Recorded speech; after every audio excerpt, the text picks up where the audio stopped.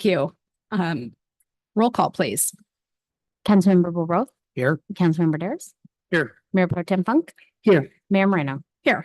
Mayor Newsom is absent. Councilmember Newsom is absent.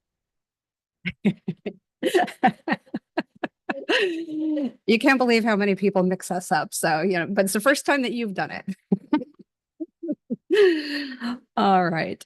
Well, those of you attending here in person, or if you're listening to us, we welcome you this evening. We'll start with our consent calendar. Items on the consent calendar are considered to be routine and non-controversial by city staff and can be approved in one motion unless there's comments that need to be made or any member of the council wishes to pull an item. So I will first open public comment on the consent calendar. Is there anyone wishing to speak on the consent calendar? You could please step forward. Items on the consent calendar, not on the regular agenda.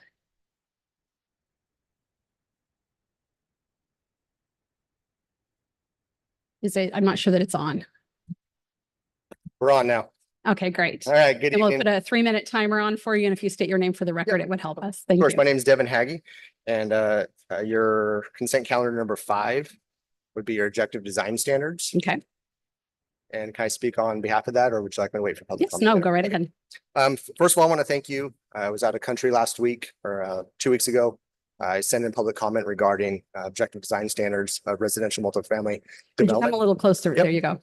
Residential multifamily development, and I appreciate the support you have. One thing that I wanted to bring up would be page 84 on your agenda, 9.3.262, section B. In there, your square footage requirement is going up, and also you're limiting the access only from an outside source. Currently, your code states that that storage can be accessed from inside the units. I'm hoping that with my public comment on here, that we can have that as an or, still have the requirement of 130 square feet of access, but it can be either inside or outside, and it doesn't tie our hands to allow for that square footage for storage of the intent. And that's all my public comment is. Thank you, Mr. Haggy. Next speaker. Jeff Oslin, technically item number 6, there's a budgetary line in there that says that we're taking reserve funds, and I would like to know how those reserve funds are paid back to our reserve accounts in the future. I'm not opposed to it, but I think we should know how we do handle our reserve funds. Thank you. Thank you. Anyone else wishing to speak on a consent calendar item? All right, seeing none, we'll go ahead and close public comment and bring that back. I'll ask staff to answer those 2 questions briefly. Maybe Ms. Gleason with regards to the access to storage inside or out when the objective design standards, item number 5. Absolutely. So we made a lot of changes with objective design standards, one of those being some changes to storage to try and make it more functional for residents. So we did propose that it be accessed from the outdoors, and that's the way it's written in the code and the way it was proposed at the last meeting. Certainly, I believe everybody expressed an interest in bringing the objective design standards back when we've implemented a couple to see what's working and what's not. So we'll definitely keep our eyes on the storage requirement and see if any changes need to be made at a future date. Okay, thank you. I appreciate you tracking that. And then perhaps Director Rangel, you can speak to the question regarding reserves. Yes, certainly. It's a great question. So at the end of each fiscal year, whatever we have that's outside of what we budgeted, that automatically goes back into the general fund reserve. So it is kind of the bank that's holding those excess funds. We tend to be very conservative with our budgeting and tend to be pretty conservative with our expenses. So typically we have what you call excess at the end of the year that goes back into the reserve fund. Thank you very much. All right, I'll ask my colleagues, is there anyone on the council wishing to pull an item or comment on an item? Seeing none, I will look for a motion. I'll move approval of the consent calendar. I'll second. A motion by Mayor Pro Tem Funk, a second by Councilmember Dares. Roll call, please. Councilmember Dares. Yes. Councilmember Bourbeau. Yes. Mayor Pro Tem Funk. Yes. Mayor Moreno. Yes, ma'am. Motion passes 4-0 with sorry. with Councilmember Newsom absent. All right, we're now on to updates from the city manager, Mr. Lewis. Yes, thank you, Madam Mayor, members of council. I appreciate it. Happy to share. First, let's start out with some good news and a little fun. So the Atascadero Lakeside Wine Fest was incredible. We had a sold out event. I understand there was 1,400 ticket sales and over 150 volunteers, largest turnout ever. Weather was great. The zoo was a big star with the roar and pour experience. We had our education animals out and everything was just looking great. People were having a good time. So many people wandering as I listened hadn't been to the zoo or had questions about it. And so it was great to see that interest in the zoo. And hats off to Josh Cross in the chamber. I see him sitting there. Thank you for a terrific wine festival. I know you and your family and your volunteers and your board worked very hard on that. And they do contribute a portion of proceeds from that to the zoo. So it actually works out as a fundraiser as well. Saturdays in the park, the upcoming band is the Senders Blues Band on June 29th at 6:30. Make sure to bring your low back chair or blanket and bring your wallet for food and purchases from our vendors. This isn't in my script, so I got to go off a little bit on this, which I know staff appreciates. But the Kiwanis Mayor's Winemaker Dinner was Friday night. I said it, Jeff. You were all there, and I appreciate how supportive and active you are of your community. Many of you in the audience were there. But just to remember, we've had some news about what our community stands for, and I saw what it stands for. We raised $160,000 for El Camino Homeless Organization. That's who we are, and we care about people and have compassion, and I was proud to be a small part of that along with all of you. Next slide I have, fireworks are prohibited in Atascadero, so especially this time of year. So please, on the 4th of July, we will be looking for fireworks. It is very dry and it is not safe. If anyone's caught lighting or in possession of fireworks, including safe and sane, you will be cited and fined. So please find other safer places to watch fireworks shows. Not here, please. We do have extreme fire danger. We wish the community a memorable 4th of July and want people to be safe.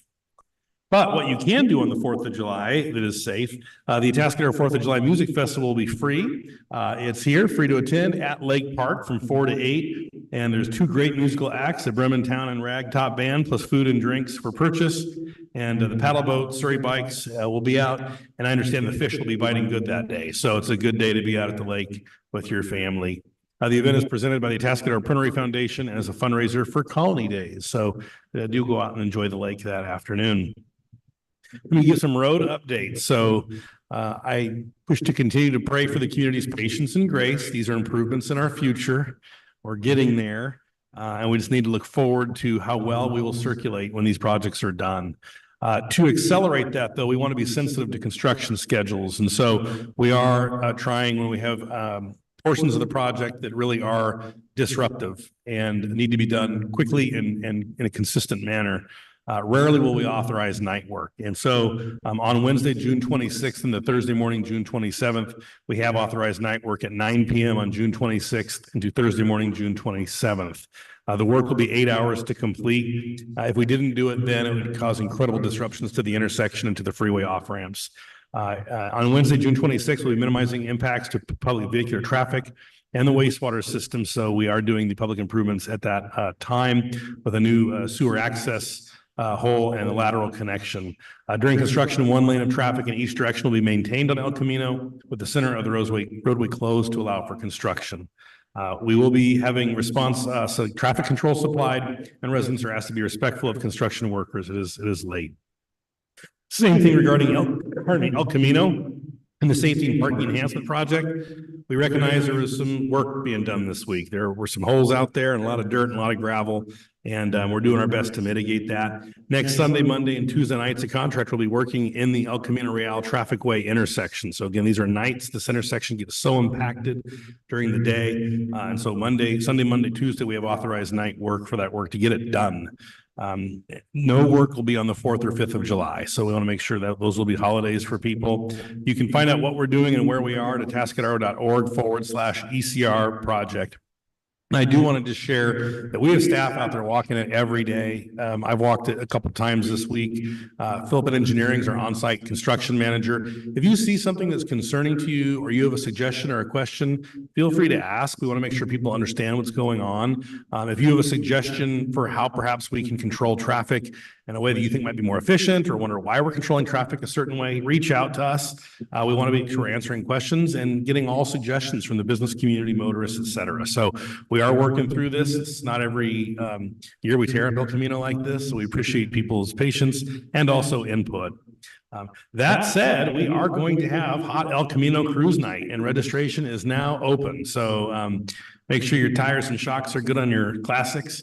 I'll be out there with the 57 T-Bird driving in it. So 31st annual Hot El Camino Cruise Night, and it's Friday, August 16th from 6:30 to 8:30, cruising weekend. So it will be, as usual, down El Camino Real. Passes are limited. So this is one of those things people wait, and then they're gone. So you want to make sure you get in and get your pass. You have to go to Colony Park Community Center to register. It's $30 per car. So for event information and all city-sponsored events, the zoo and things to do, go to visit Atascadero.com. For city business, you can go to Atascadero.org. I do want to end on a bit more serious note and just share on behalf of the staff, and I know many of you feel the same exact way. What we had to be subject to at our last meeting was disgusting, and it was totally inappropriate and difficult. And so I did consult with the mayor and mayor pro tem and made the decision that we would not allow for Zoom comments. It's unfortunate for the responsible public that uses that as a convenient way to call in, but we will not be having Zoom comments until we have better protocol and have really thought this through. So I'm sorry, the community, the council, the staff, and the community had to weather through that, and it will not occur this evening. So thank you, Mayor and Council. Thank you, Mr. Lewis. Any questions that has on the city manager's report? Seeing none, we will move on to our community forum.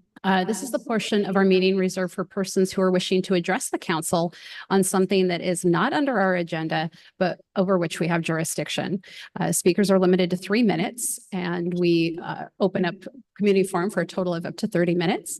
And we ask that you come forward, please state your name for the record, and we will have the timer going so you can see where you are in that 3-minute limit. And welcome to our first speaker. Tom Waldman, resident of Atascadero, Oh, there you go. resident of There you go. Atascadero, not afraid to show my face or use my real name. I want to thank everyone that came out a week ago Sunday to our first ever Gay Pride Festival in Atascadero. The final count that I was told was 2,000 people showed up. We had 30 vendors, not a protester in sight. I want to personally thank everyone from the city that helped us make this such an amazing event. If you were there, you felt the love and you saw our community come together openly and lovingly. And for the people that didn't show up, we do vote in November and we know who you are. Welcome, next speaker. My name is Tori Keene. California Penal Code Section 422.6 states, "No person, whether or not acting under color of law, shall by force or threat of force willfully injure, intimidate, interfere with, oppress, or threaten any other person in the free exercise or enjoyment of any right or privilege secured to him or her by the Constitution or laws of this state, or by the Constitution or laws of the United States in whole or in part because of one or more of the actual or perceived characteristics of the victim listed in subdivision A of section 422.55. This includes the characteristic of sexual orientation. The comments made at the last city council meeting clearly fall under this section and could and should be considered a crime. The city of Atascadero had the opportunity to clearly declare that hate speech, as defined by the state of California, has no place in our city discourse, and they failed spectacularly. The city of Atascadero had the opportunity to support and protect marginalized members of our city, and they failed spectacularly. To say I am disappointed in the leadership of my city is an understatement of the highest degree. I am disheartened the city would not stand up in the face of blatant bullying. I am frustrated there are members of our city who are still victims of this abuse and harassment, and the people who have been voted into positions of power who are supposed to represent all of us. All the residents of this city allowed this to happen without even an admonishment. And let's be clear, the official statement released by this city in response to the events of the last city council meeting were not even close to an admonishment. To express that the statements made at that meeting were anything other than hate speech is preposterous. To say they are excused by free speech is not only excusing this behavior, but encouraging it to happen again. The official statement released by the city of Atascadero stated their, quote, priorities are on the services that local government commonly provides and that benefit all, such as public safety, end quote. So please tell me, Mayor Moreno and council members, how are you doing that when you allowed a grown adult to tell a child that she should go kill herself? Is she not part of the public? Does she not deserve to feel and be safe in the town where she lives?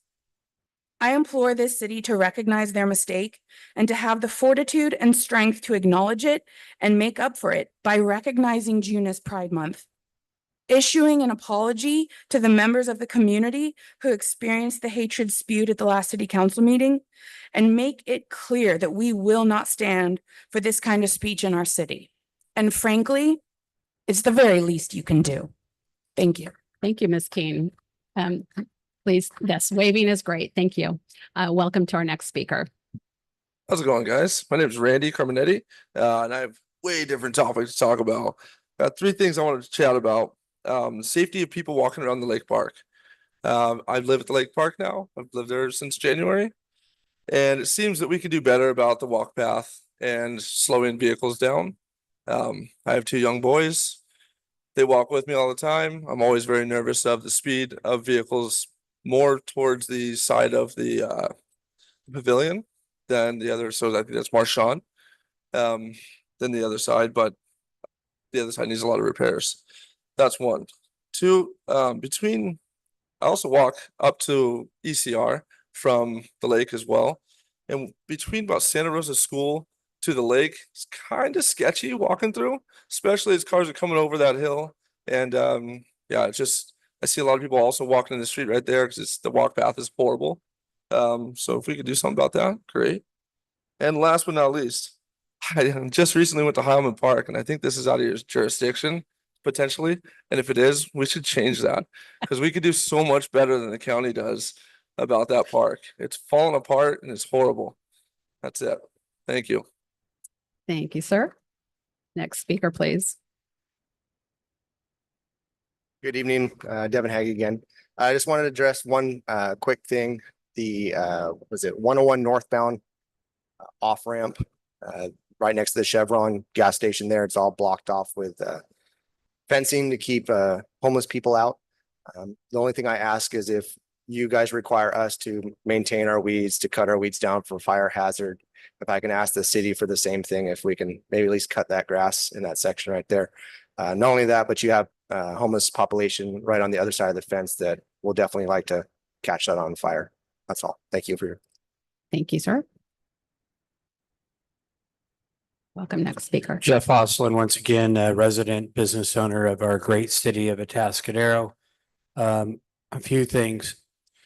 When it comes to the ECR work that's been going on, I will tell you that the contractor happens to be Souza. They've been incredibly responsive to some traffic problems in the downtown. Like they were running to fix problems when they were notified. So they should be commended for what they've done. And I think they're doing a terrific job.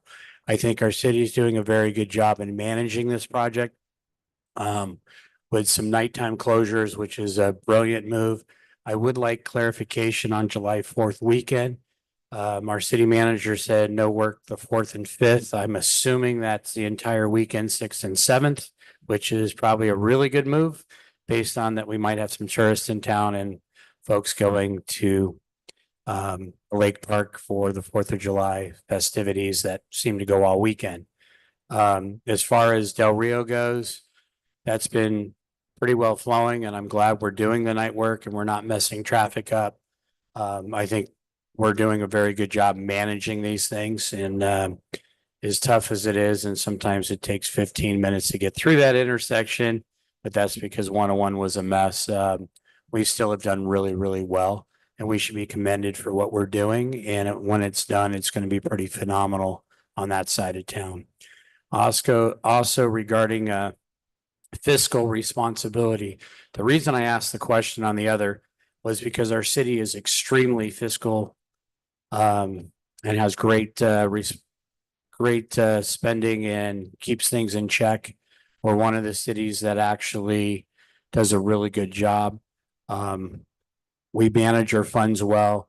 We do a great job managing our D20 and our F14 and D20 or vice versa and funds. So our road improvements are definitely coming great.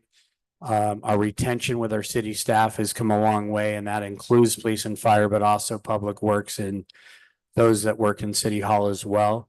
What we're able to do with the city and our funds has been great over the last few years. And I think we sometimes don't say enough about what reserve funds are used for and how we pay them back, and that it's a temporary spend gap. So thank you very much. Thank you. Anyone else wishing to speak, please come forward.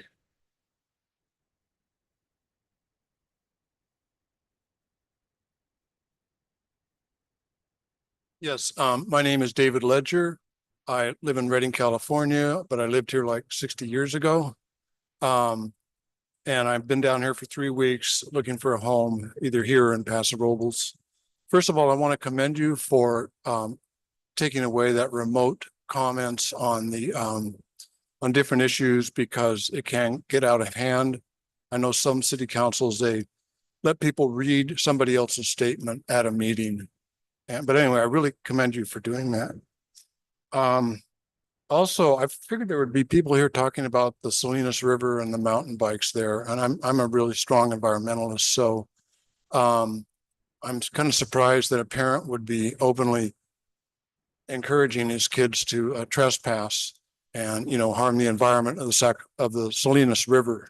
So I would encourage you to continue to try to enforce the no trespassing laws along the river. Thank you. Thank you, Mr. Ledger. Anyone else wishing to speak for community forum? Come forward? No? Last chance? All right. Community forum is now closed. And while topics of conversation that are brought up don't become a subject for us to discuss tonight, I do triage things as we can. With regards to Ms. Keene mentioned a particular penal code, and perhaps I could ask our city attorney to address that comment. Thank you, Madam Mayor. Penal Code Section 422.6 has a provision in it that requires the use of force or the apparent use of force for it to be considered a crime, and that the district attorney would charge. The Department of Justice put out a bulletin on that issue some time ago as to what was necessary for a district attorney to prove to get a violation of that. The city doesn't have the power to charge someone with that. They can only do an investigation and refer it to the district attorney's office. So the city has done what it can do in terms of closing off the Zoom public comment to try to avoid a subsequent occurrence of it. But the district attorney would be the one that would have to make any charges of a violation of Penal Code 422.6. Okay, thank you very much. And to those of you that were subject, along with the rest of us, to 2 weeks ago's comments, I'm with you. It was horrific. They were awful. It was like words don't even.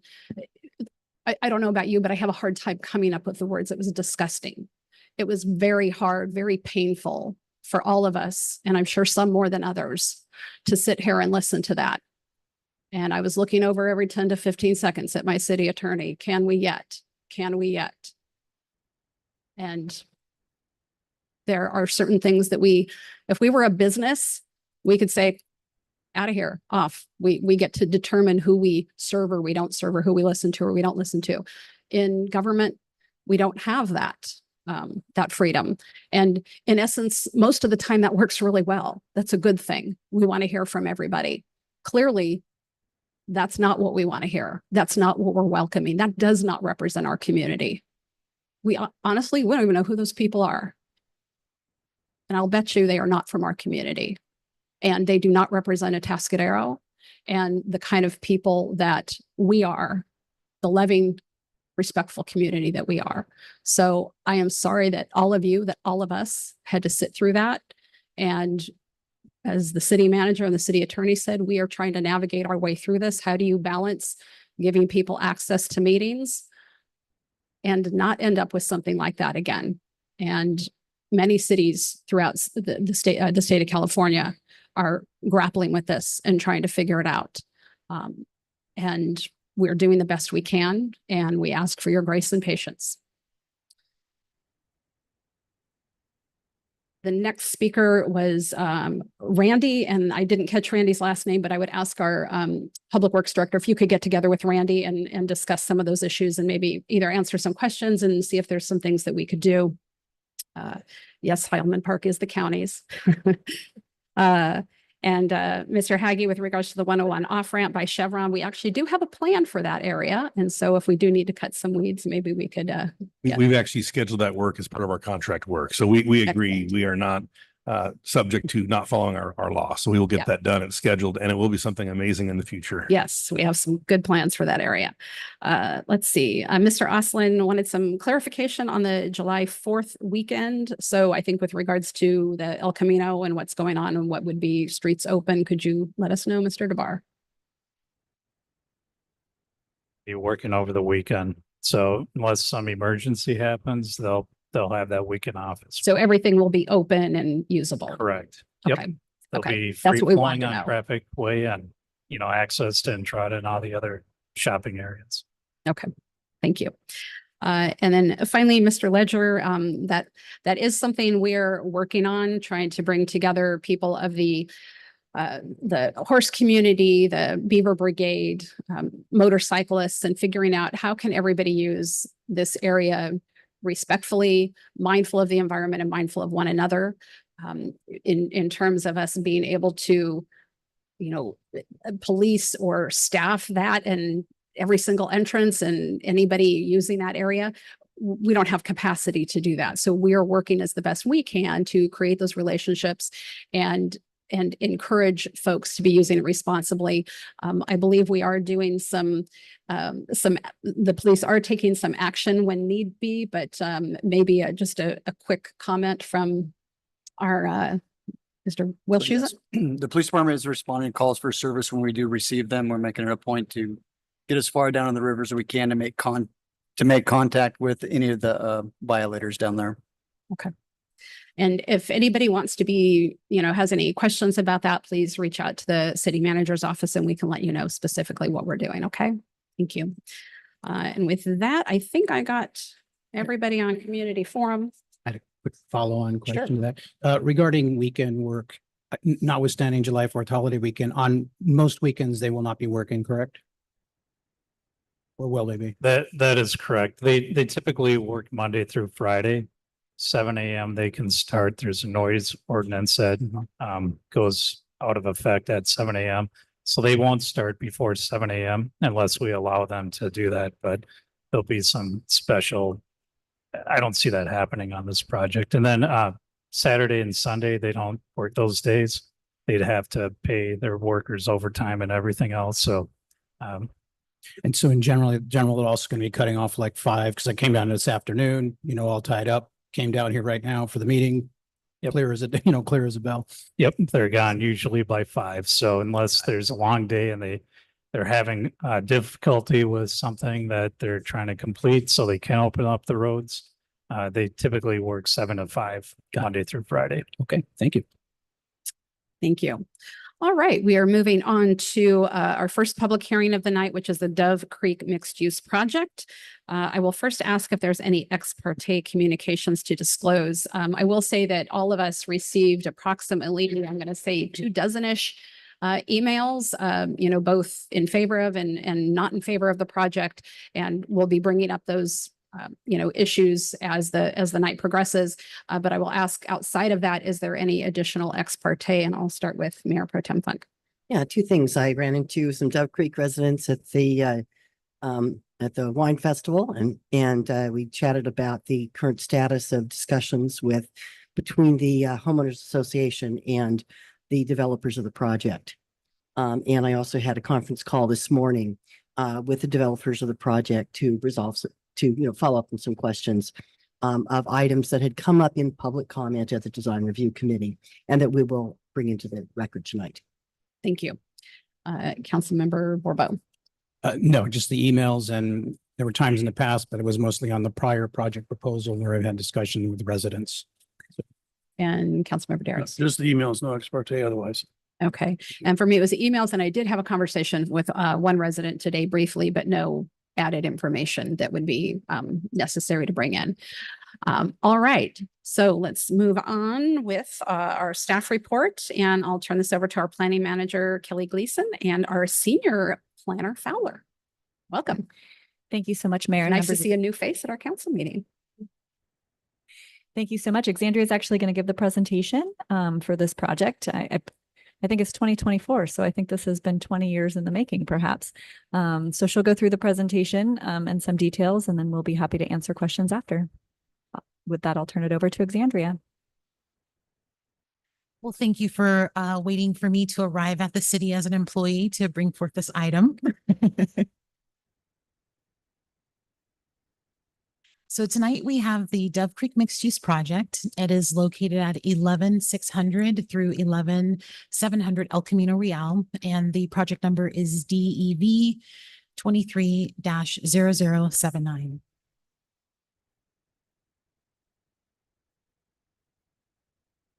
The project is located on a vacant 5.19 acre property located at the intersection of Santa Barbara Road and El Camino Real in the Dove Creek neighborhood. The site is also bordered by Bliss and Cashin Streets, which are two of the main entry roadways into the Dove Creek neighborhood. The general plan land use designation is mixed use and planned development, and the zoning is commercial retail combined with the planned development number 12 overlay.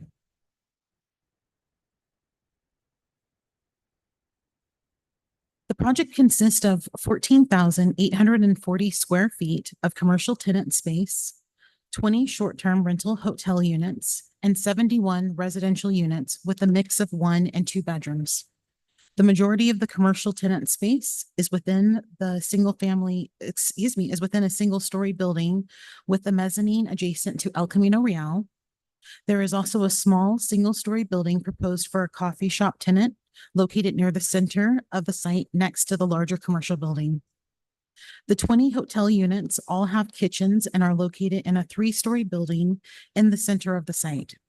The building also contains the proposed market and deli commercial tenant space. The residential units are located in 4 separate buildings. The two residential buildings are fronting Cashin Street, and they are 2 stories. There's a residential building that fronts Bliss Street that is also 2 stories. And there's finally a residential building that fronts Santa Barbara Road, and it is 3 stories.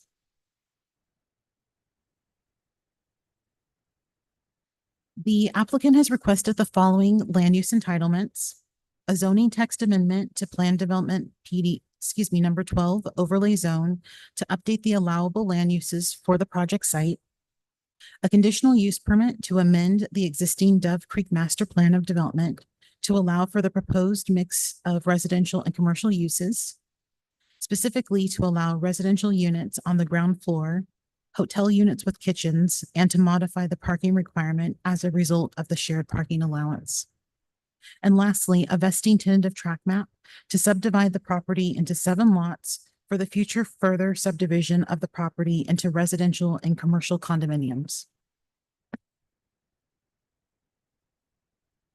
Over the past 25 years, the vision for the area that we know as Dove Creek has evolved. Under the current 2025 general plan that was adopted before the Dove Creek Master Plan of Development was approved, the land use mix was 300,000 square feet of commercial uses and up to 200 residential units.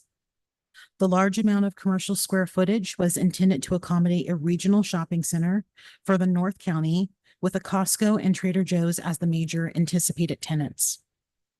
When the Villages of Dove Creek Master Plan of Development was approved in 2004, the land use mix was reduced to 60,000 square feet of commercial uses on the project site and 279 residential units throughout the rest of the Dove Creek development area.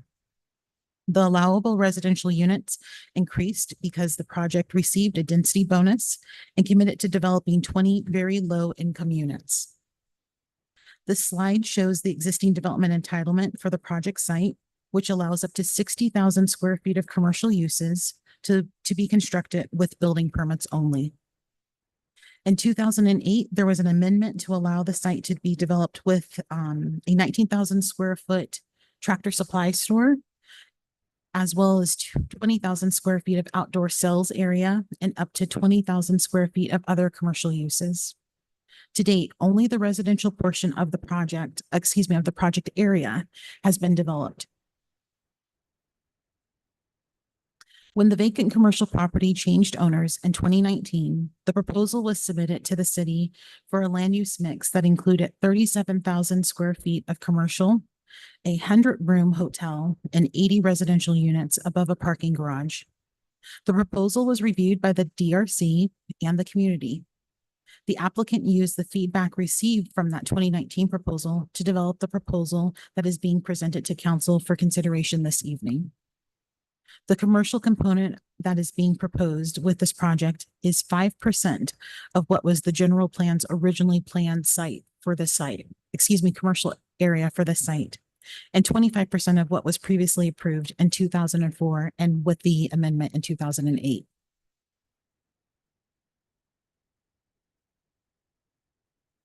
The project was submitted to the planning department in July of 2023 and was reviewed by the DRC at a public hearing in September of 2023, where the DRC recommended that the project proceed through the entitlement process. Based on comments received during the DRC review and based on comments received during the DRC review, the applicant refined the project proposal. The refined project proposal was reviewed by the Planning Commission at its hearing on May 21st, 2024. It should be noted that the Planning Commission action was limited to a recommendation instead of final action due to the request for a zoning text amendment to Plan Development Number 12 overlay, because all zoning amendments require final action by the City Council. Otherwise, the project could have received entitlements at the Planning Commission level. The Planning Commission recommends that the City Council approve the project and that the council modify condition number 11 to allow the project to construct the majority of the proposed residential units before they construct the commercial buildings. That condition with those modifications are included in your staff report packet. The Planning Commission also requests that the council consider adding a condition that would require a local hotel manager, since the proposed hotel would operate like an Airbnb style short-term rental, with guests booking their reservations solely online and having no direct contact with the hotel operator, instead of the traditional hotel operation where a hotel staff are on site and available to guests and anyone else 24/7. The request was that the result of the commission's deliberation regarding public comments, concerns about responses should the hotel guest or residents experience any issues.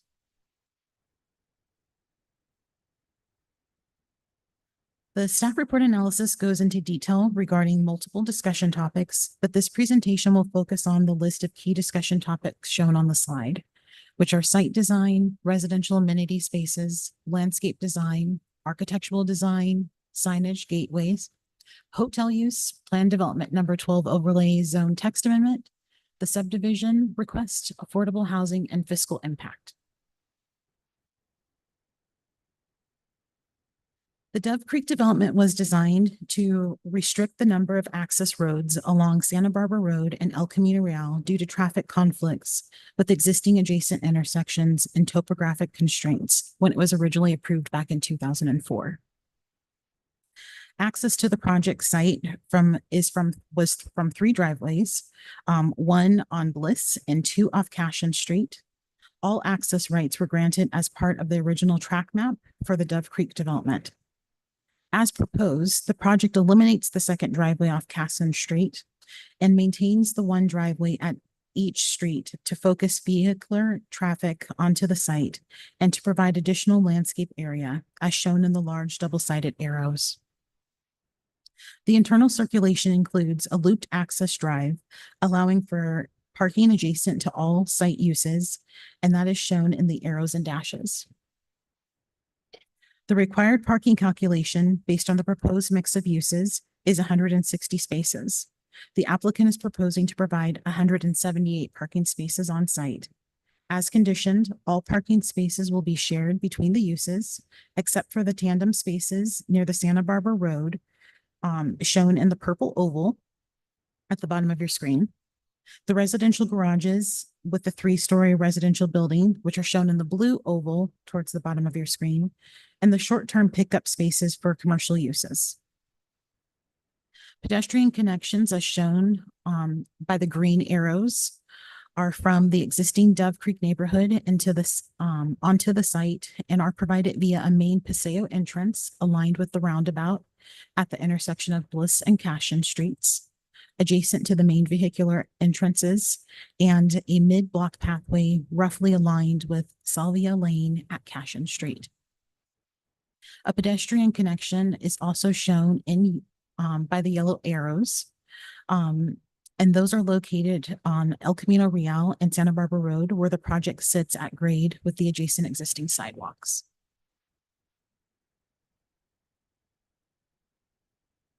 Due to the mixed-use nature of the project, modification to the standards for recreational open space are permitted when shared commercial, residential, outdoor spaces and amenities are provided. For the proposed project, each residential unit has a private balcony or court. All residential units are shown in the yellow, and the private balconies for each unit are shown in gray right next to those yellow blocks. Each building and all common areas have ample landscaping. The hotel guest amenities, like the fitness room, will be available to all on-site residents. The central pedestrian paseos and communal gathering areas shown under the blue circles will be available to all guests, restaurants, existing Dove Creek restaurant patrons, existing Dove Creek residents, and commercial tenant customers, as well as residents.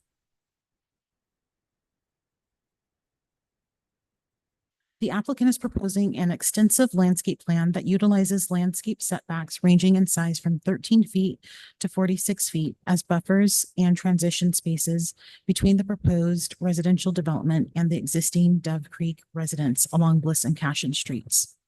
And those setbacks are reflected with the red arrows that are just showing the gradation of the setbacks from smaller in one area to larger in others.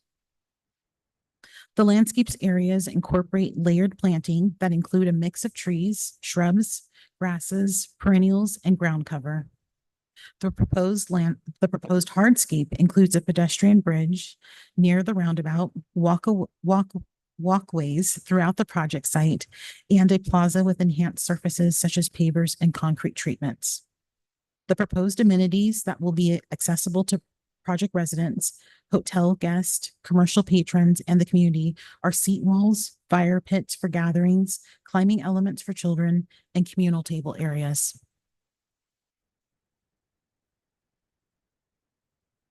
The project includes a 20-room hotel and a 3-story building that is located in the center of the project site under the purple circle. The applicant is requesting that each hotel unit have a full kitchen and that the hotel operate like an Airbnb unit, where an on-site manager is not available 24/7. Approval of the requirement for kitchens in 100% of the units requires the council to make specific findings and can only be permitted if the hotel if the hotel allows 20 or more units. And those findings are included in your resolutions. The hotel is located in an area of the city where no other hotels exist currently. Moving on to the architectural design, starting with the commercial. The proposed commercial buildings have an agrarian and barn-inspired architectural theme with gable roof forms and earth-toned colors. A combination of 1- and 2-story elements are incorporated into the design for a variety of height and to extend the upper floor use areas. Building materials include standing seam metal siding, wood siding, concrete base, and corrugated metal to add multiple textures and colors to the design palette. Metal awnings and railings are used to enhance the design theme and provide shade and shadow. The central commercial building courtyard roof includes vertical louvers for sun control and to add visual interest. Roll-up doors are included for tenant space flexibility. Regarding signage, the master plan of development includes areas for signage located on the concept elevations of the buildings. This is an example of the proposed signage areas of the mixed-use hotel and commercial tenant building. Future signage is conditioned to be compatible with the design package elevations with flexibility for alternative tenant sign configurations. Signage will be individually lettered or logos located above storefront awnings. A larger sign is proposed on the courtyard roof structure as an entry to the main commercial tenant for the space. All signage is conditioned to be externally lit with downward lighting to increase compatibility with adjacent residential and the potential hotel use. Residential and hotel buildings include similar materials, but incorporate stucco features to contrast the commercial retail tenant space facade treatments. The residential buildings along Bliss and Cashin Street are limited to 2 stories in height with reduced structural massing to preserve the existing neighborhood character. Designed with private balconies and courts, each unit, in addition to the ample landscaped area, designed with private balconies and courts for each unit, in addition to the ample landscaped area surrounding the residential buildings. Hotel amenities will also be available to on-site residents, as well as the central pedestrian paseos.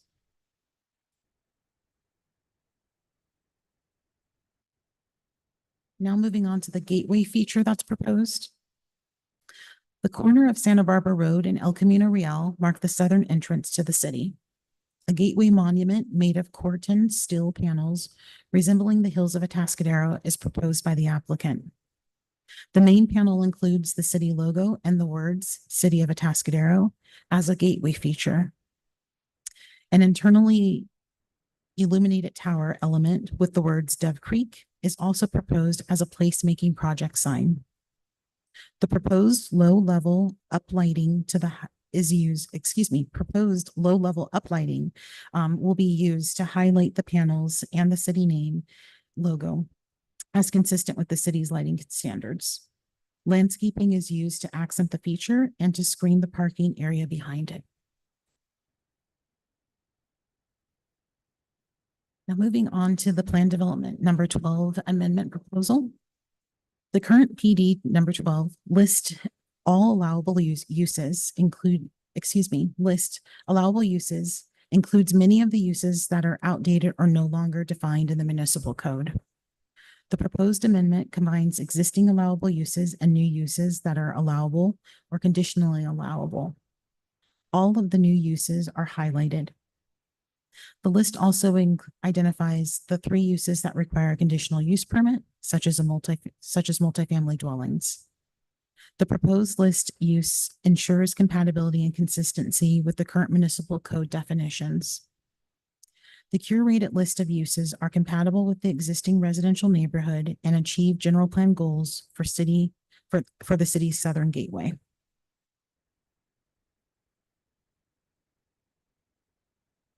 The proposed 7-lot tentative tract map includes 4 residential lots for the 71 residential condominium units, and that is shown in yellow. 2 commercial lots for the hotel and commercial tenants units are shown in red, and the remainder of the area is the 1 common space lot for the shared parking, landscaping, and internal infrastructure. A condition of approval has been included to require the applicant to record CC&Rs when the final map is recorded to address maintenance and access of common areas. Additionally, the project is conditioned to negotiate a shared maintenance agreement with the existing Dove Creek HOAs for fair share costs associated with the ongoing maintenance of Bliss and Cashin Streets, including frontage landscaping.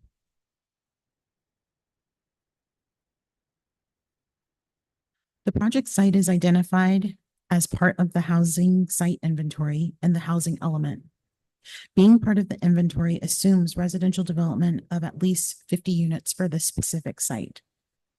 Based on the density of the project, the state assumes that any housing developed on this site would be within an affordable housing income category range and would contribute to the city's regional housing needs allocation. Of the 71 proposed residential units, 24 of them are 810 square feet in size, which means they are considered to be affordable by design at a moderate income rate. The City Council inclusionary housing policy requires affordable units for any residential development that requires a legislative approval. The requested text amendment to the Plan Development Number 12 overlay triggers that requirement for this specific project. Therefore, the applicant has the option to comply with the city's policy or to comply with the state density bonus program, which would result in approximately 7 units at a moderate rate. The applicant is requesting that the council be flexible in its application of the policy, since at least a third of the proposed units will qualify as ownership units in the moderate income rate category already.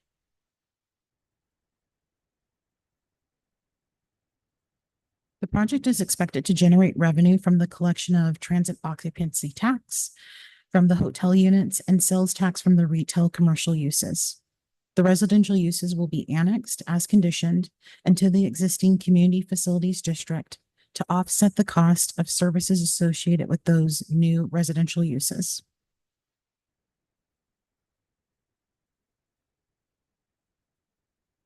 A mitigated negative declaration was certified by the City Council on September 14th, 2004.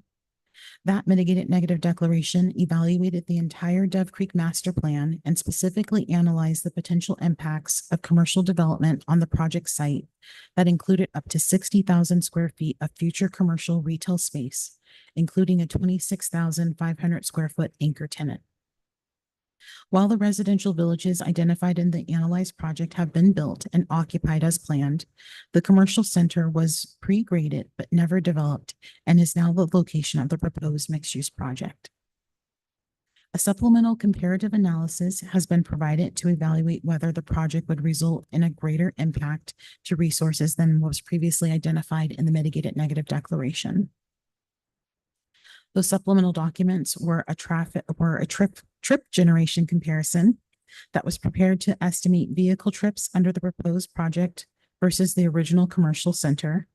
The proposed project is anticipated to generate 929 fewer AM and PM peak hour trips daily than the previously approved commercial center. The other analysis that was conducted was a sewer capacity analysis, which revealed no major potential impacts on the city's existing collection system. Additionally, the hydraulic modeling prepared for the project shows that the existing 8-inch and 10-inch sewers downstream of the project site have sufficient capacity to accommodate increased flows associated with the project. Therefore, staff concluded that no additional CEQA was necessary for this project.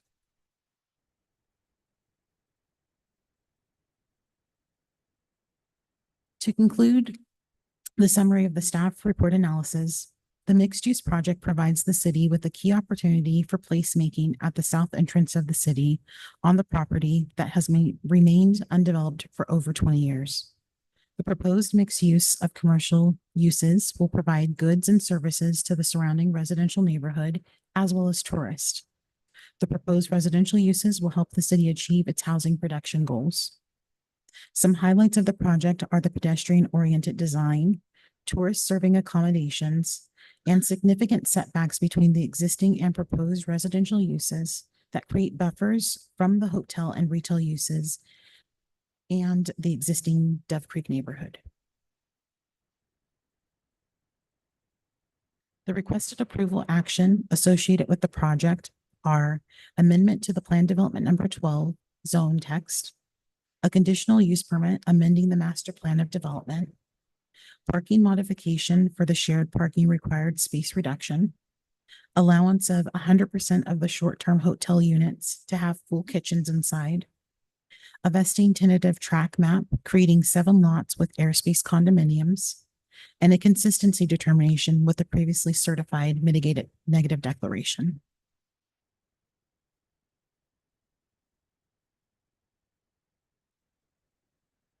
The Planning Commission is recommending the City Council introduce for first reading by title only a draft ordinance amending Title IX of the Atascadero Municipal Code by approving text amendments to the Plan Development Number 12 Overlay Zone.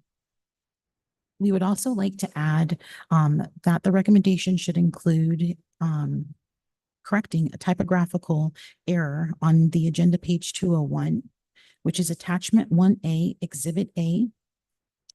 It should state in section 9-3.657 G7 microbrewery / brew pub.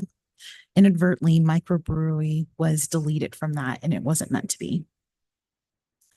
This recommendation from the Planning Commission is based on the findings that have been provided to you. Additionally, the recommendation is to adopt a draft resolution approving a conditional use permit to amend the Dove Creek Master Plan of Development for the Dove Creek commercial parcel, modifying the parking requirement and hotel development standards, and approving the vesting tentative track map for a 7-lot condominium airspace subdivision. Staff finds the project to, and also finding the project to be consistent with the previously certified mitigated negative declaration prepared for the Dove Creek Development Project based on findings and subject to conditions of approval that are also included in your resolution. This concludes staff's presentation. I'm available for any questions that you may have. The applicant is also in the audience and does have a presentation that they would like to make to your council. Thank you very much. Very thorough presentation. Appreciate the breadth of information there. So let's start with questions that we would have of staff, and then we can move to the applicant. So I'll start on my right with Mayor Pro Tem Funk. Sure. Thank you for that excellent presentation, Andrea. I have a couple of things. I've got some questions for the applicant, and I want to make so that I can make sure that anything that I discussed with them becomes on public record and can be subject to further comments tonight. And for staff, does staff want to give an update on the status of negotiations between the applicant and the HOA, or you want to defer that to the applicant? That should be deferred to the applicant. Okay. Then I'll circle back on that later as to essentially how might staff make sure that we end up at the time that this is essentially this needs to get resolved before the 7-part vesting happens and you get responsibilities design among multiple properties. If they're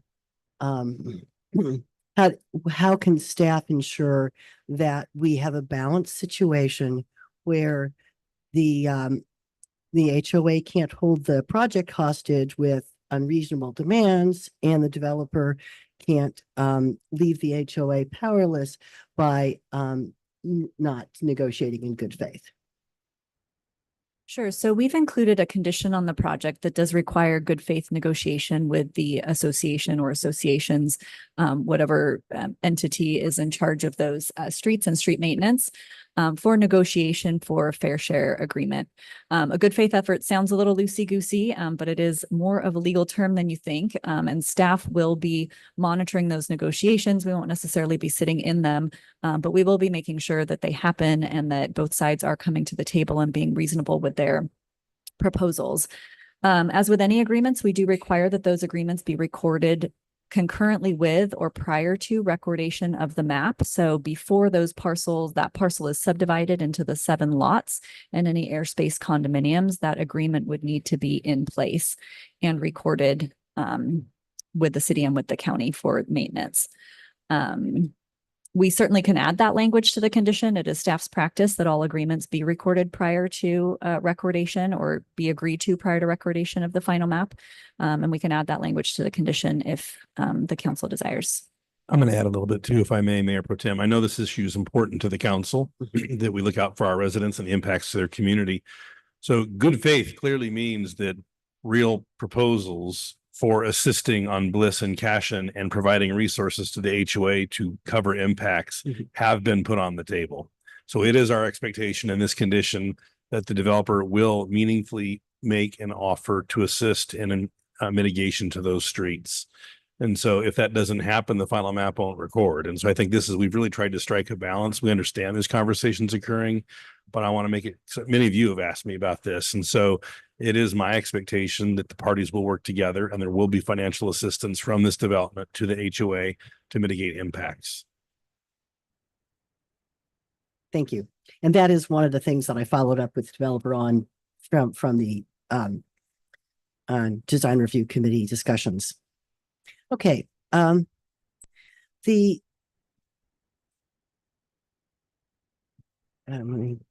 get to sort out here. It's for the management of the 20 units. We have some standards in terms of for any kind of short-term rental units. We have had another project, have we not, fairly recently, where there was a condition placed that they have a tiny unit hotel, that they have a response capability 24/7 within a particular time or time frame. Do you happen to have language on that? Yes, I do. I have crafted some draft language, and I'll kind of read that to you. One potential option that you have is, and excuse my glasses up and down. One potential option is that the language a condition language could include the developer/hotel operator shall designate a local property owner or contact person. The local property manager or contact person shall be available 24 hours a day to respond to tenant and neighborhood questions or concerns. Where a property owner lives in the city, they may designate themselves as the local contact person. The following requirements shall apply. First, a notice shall be submitted at the time of application for the business license and transit occupancy tax certificate to the planning department and supplied to the Dove Creek HOA and property owners within a 300-foot radius of the proposed short-term hotel unit site. The notice shall include a name, address, and phone number of the local contact person and the standards for noise, parking, and maximum number of occupants permitted. And second, the name, address, and telephone numbers of the local property manager or contact person shall be permanently posted in the short-term rental hotel unit in a prominent location.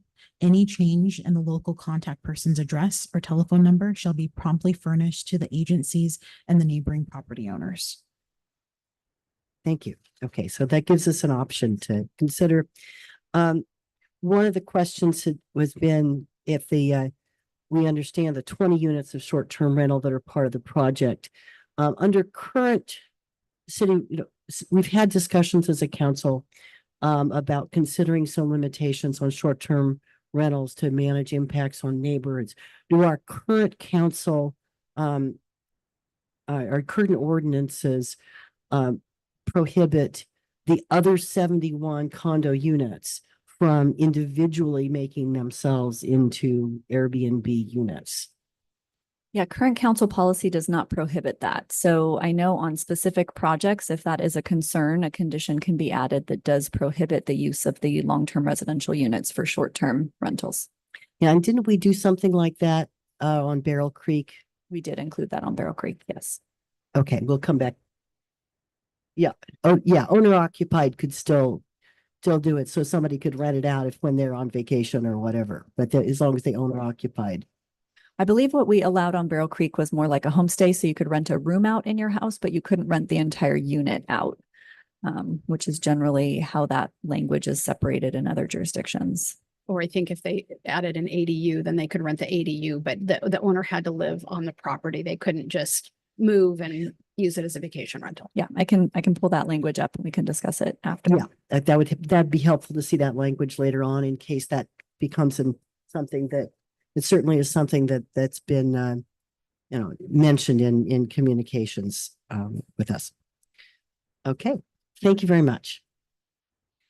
Councilmember Orbo. Thank you. And Xandria, your first presentation, very good. Thank you.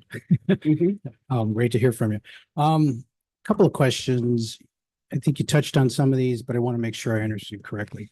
Obviously in the letters we received, there's a lot of concern about traffic, primarily within, on the two streets.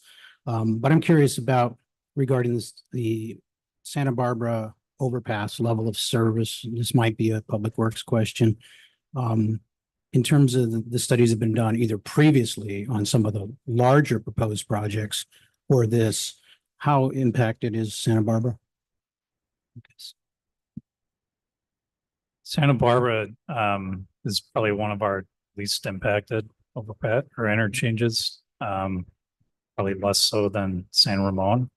And this project, it's not a big commercial project like it was planned before, which generates a lot more peak traffic.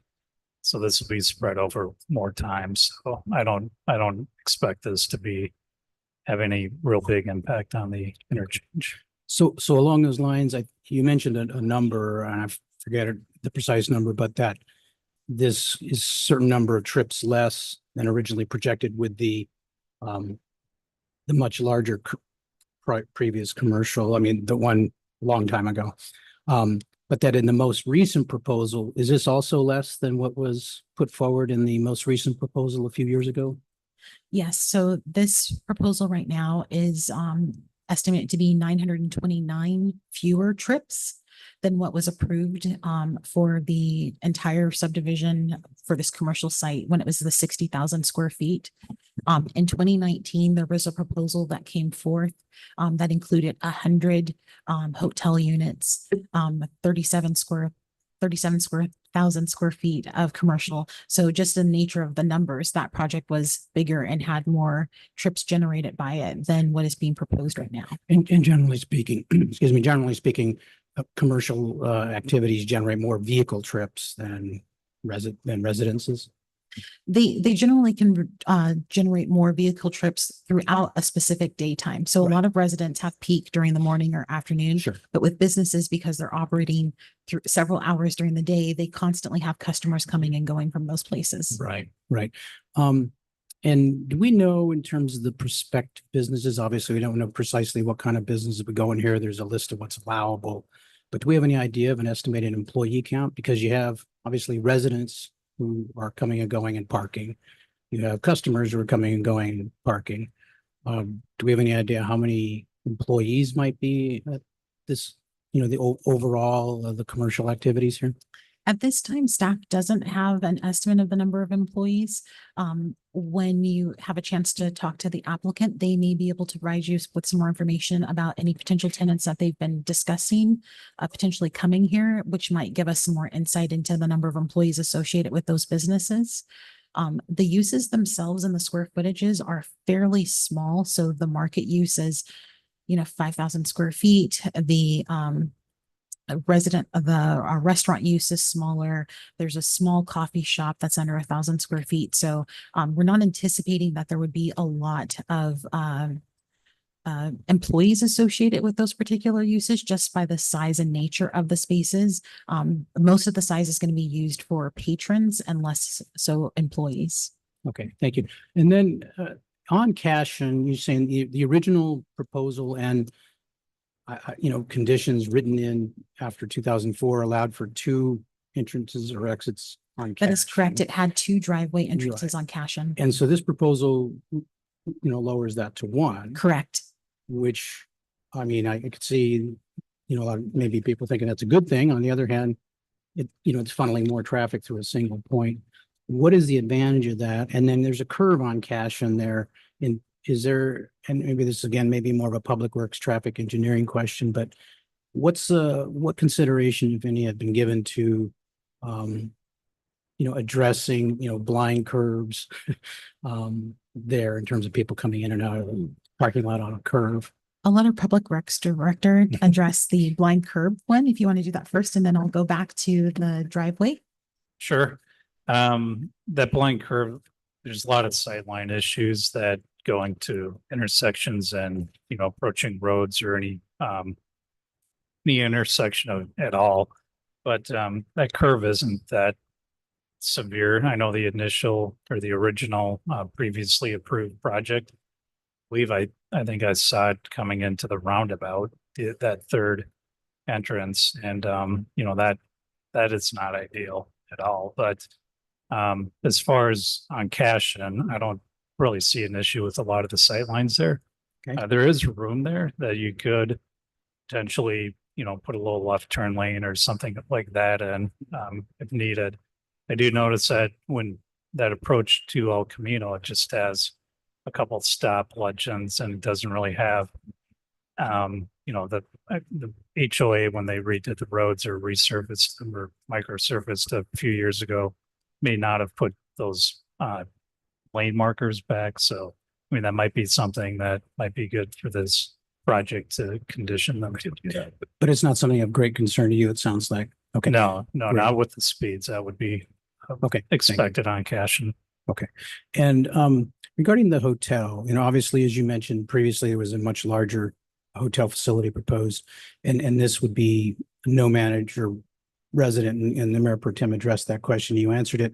My concern is, I think of another similar thing towards the north end of town, wherein it has subtly or not so subtly turned into essentially long-term residences, with a loss of the TOT revenue. And well, it's completely changing the nature of the building at San Paulo.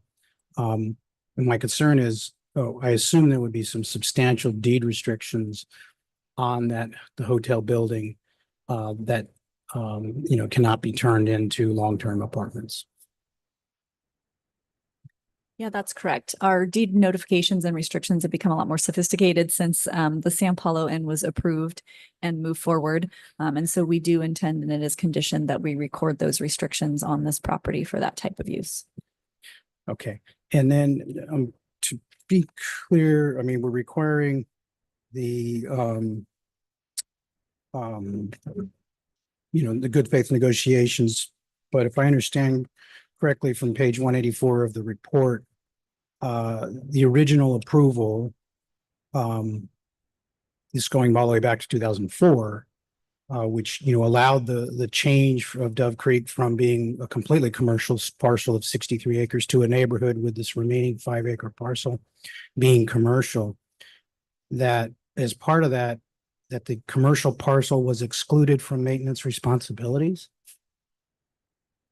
That's correct. That was done by the original developer of the property as an incentive for the commercial property to be developed. If we go back to 2004, there was actually a condition on the project that if the commercial pad wasn't developed within 10 years, the ownership of the pad at no cost would revert to city ownership for us to market to a developer for commercial development. We got 10 years later, and that agreement and condition was not able to be held up. But the developer did, at the onset of the project, put a lot of incentives in place to try and get to that commercial development timeline of 10 years, and that was one of them. When you say the developer put it in, though, but the city approved it. The then city council approved those conditions. Correct. Because in terms of the maintenance, I'm not sure that was part of a city purview at that time. I believe that might have been the developer's choice. okay, because it was internal to the overall development of the entire. Correct. Yeah, that is at 63 their, acres. that was at their discretion to set up as they saw fit. Okay. Okay. And also though that the original agreement provides access, to the, use of the roads, et cetera, for the commercial parcel. Correct. Yeah. The tract map that was recorded includes benefit of that parcel to all of the road easements that are shown on that map as dedicated. Okay. All right. And on the deed restriction, if I follow this correctly, our policy would indicate that they should be 7 or roughly 10% deed restricted units. But you're pointing out they also are already be considered available for moderate income. And so why would we want to deed restrict something to moderate income if it's going to be moderate income available by design? Sure. So we have a couple different layers. We have an old, 2003 or 2004 affordable housing policy that places certain requirements on projects that come before you for approval. We heard a couple years ago with a housing consultant that policy was a little outdated. It also allows for the state density bonus to be enacted, which is much easier than our policy was 20 years ago. It still does require deed restricted units. We have a brand new study that came out from SLOCOG last year that was a regional affordable by design study. And that study did find that units of a particular size in a 2 or 3 story style building are renting or selling at the moderate income rate without deed restriction. And so we are able to count those units towards our RENA, and that might be justification for not deed restricting the units. We do know that there are some concerns with deed restricted units, especially at the moderate income level, with people being able to qualify, but still having enough money for a down payment. And that window is very small in our community. And we have had some issues with developers trying to find a qualifying person in the past when they are deed restricted. Okay, thank you. And then regarding density, on page 191 of the report, you say the existing CR zoning of the site allows for a base density of up to 125 market rate units, in addition to a large variety of commercial uses. That's obviously not what's being proposed here, but I'm confused and I guess a little concerned that it would allow that level of density in addition to commercial uses. Yeah, so our commercial retail zoning district allows mixed use that's above the ground floor at 24 units per acre. So that would be a base density of 125 units. And then applicants at their pleasure, when they're proposing a project, can ask for density bonuses through state law that would allow them to build beyond that if they were able to meet certain site conditions. And would parking be one of those site conditions? Parking is one of them, but the state greatly restricts how much parking a city can ask for. I think it's 1 space per unit. So we would not be able to ask for more parking than what the state allows. Okay. All right. Thank you. That's all for now. Might have some later after the applicant speaks. Thank you. Councilmember Daris. Thank you. Just a couple of questions. I want to follow up on the HOA agreement that you talked about, Jim. At what point will this agreement need to be finalized in the process of the permitting? I see this as something that if it's waited till you've got all the permit or all the drawings done, you're going through the permitting process and you're almost there, that can be rushed and then someone's going to get the short end of the stick on that. Is this something that's taken care of way up front? The timing is prior to the final map being recorded. Prior to the mapping, so that's long before any drawings are submitted for, the whole project, or Maybe Ms. Gleason can get more specific on that and why that's the timing. Absolutely. So applicants can submit building permits at the same time as their final map. There's no prohibition against that necessarily. We would not allow the final map to be recorded until we are satisfied that the agreement is signed or that we've exhausted our good faith efforts and that one of the sides is being unreasonable. So we have the authority as a city to ensure that we hold that final map recordation until that agreement has been settled. okay, good. Yeah, because I see that's obviously very important, and I want to make sure that there is a real good faith on both sides. And a little bit more on the parking. If you could explain, and you kind of answered my question already, but I just want the residents to understand how the city comes to a number with the parking, how the reductions are used, because I know if contractors, if you do this, you get a reduction. If you do these things, and it plays with the amount of parking, and I know that's going to be a concern on this project. So if you can kind of explain how the reduction works and how we arrived at 160, and they're providing 18 more than what is required, but that required number is a 20% reduction if I'm reading that correctly. And so that's where it gets a little confusing. I just want people to understand that the city has done everything that you can do on the number of parking spaces that is being provided? Yes, so the parking calculation is based off of our municipal code parking standards for residential uses and for commercial uses, given the proposed commercial uses that they are requesting. So we take the size of the building, what that use is, and we calculate out what that parking standard is. And that's how we got the 160. The applicant is proposing to provide 178 units based on kind of market conditions and wanting to make sure that each residential unit has a parking space, that there's enough parking spaces for the commercial. So then that way it makes it a lot easier for them to hopefully bring on tenants because they're not concerned about parking issues. In order to accommodate all of those parking spaces on the site, there are a few parking spaces that are garage units, which obviously wouldn't be shared. Those would be associated with a specific residential unit. There's also some tandem spaces that are provided. In that particular situation, that would most likely be most successful with the commercial employee uses, because with residents that are not in the same household, sharing a tandem space could be very challenging to maneuver and make that work. And so that's how we come up with the parking calculations that we have. As Ms. Gleason mentioned, with the state density bonus, if the applicant was to request that, they could substantially reduce the required parking spaces that would be required. So in this particular case with the 71 units, if they stayed around that or increased more, they could only do 71 parking spaces. And so we're definitely trying to do a delicate balancing act of making sure that there's not over parking on the site and a wasteful use of the land, but also making sure that there's enough parking that we're trying to eliminate whatever potential parking issues could result so that we don't have that spill out into the neighborhood that some of the residents have expressed concerns about. Great answer. Thank you. That's what I was looking for. But and then I'll follow up on that because what you said about the spilling over into the street. So right now, I know a lot of the residents in the area, because their streets are really narrow, they can't park a car in front of their house. So they are using Cashin to park on. Is any of that curb? Well, besides the driveway areas, obviously, how many parking spaces do we know are going to be eliminated from that street that's being used right now? Because that might, there's going to be less because we've got new, driveway accesses and red zones and whatnot. So there's no parking allowed on the Bliss side of the street where the project would have its driveway. So there's no parking spaces that would be eliminated there. It's a very narrow corridor where you come in and exit onto Santa Barbara Road from Bliss. On the Cashin side, it would be where the driveway is being located.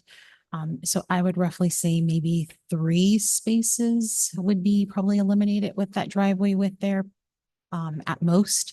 Again, that's getting closer to the intersection of Cashin and El Camino.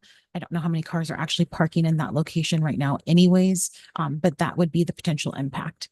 Okay, thank you. I just want, anybody out here that is probably concerned about the parking, that they understand how it's going to be affected and what we're doing about it. So anyway, that's all I have right now. Thank you.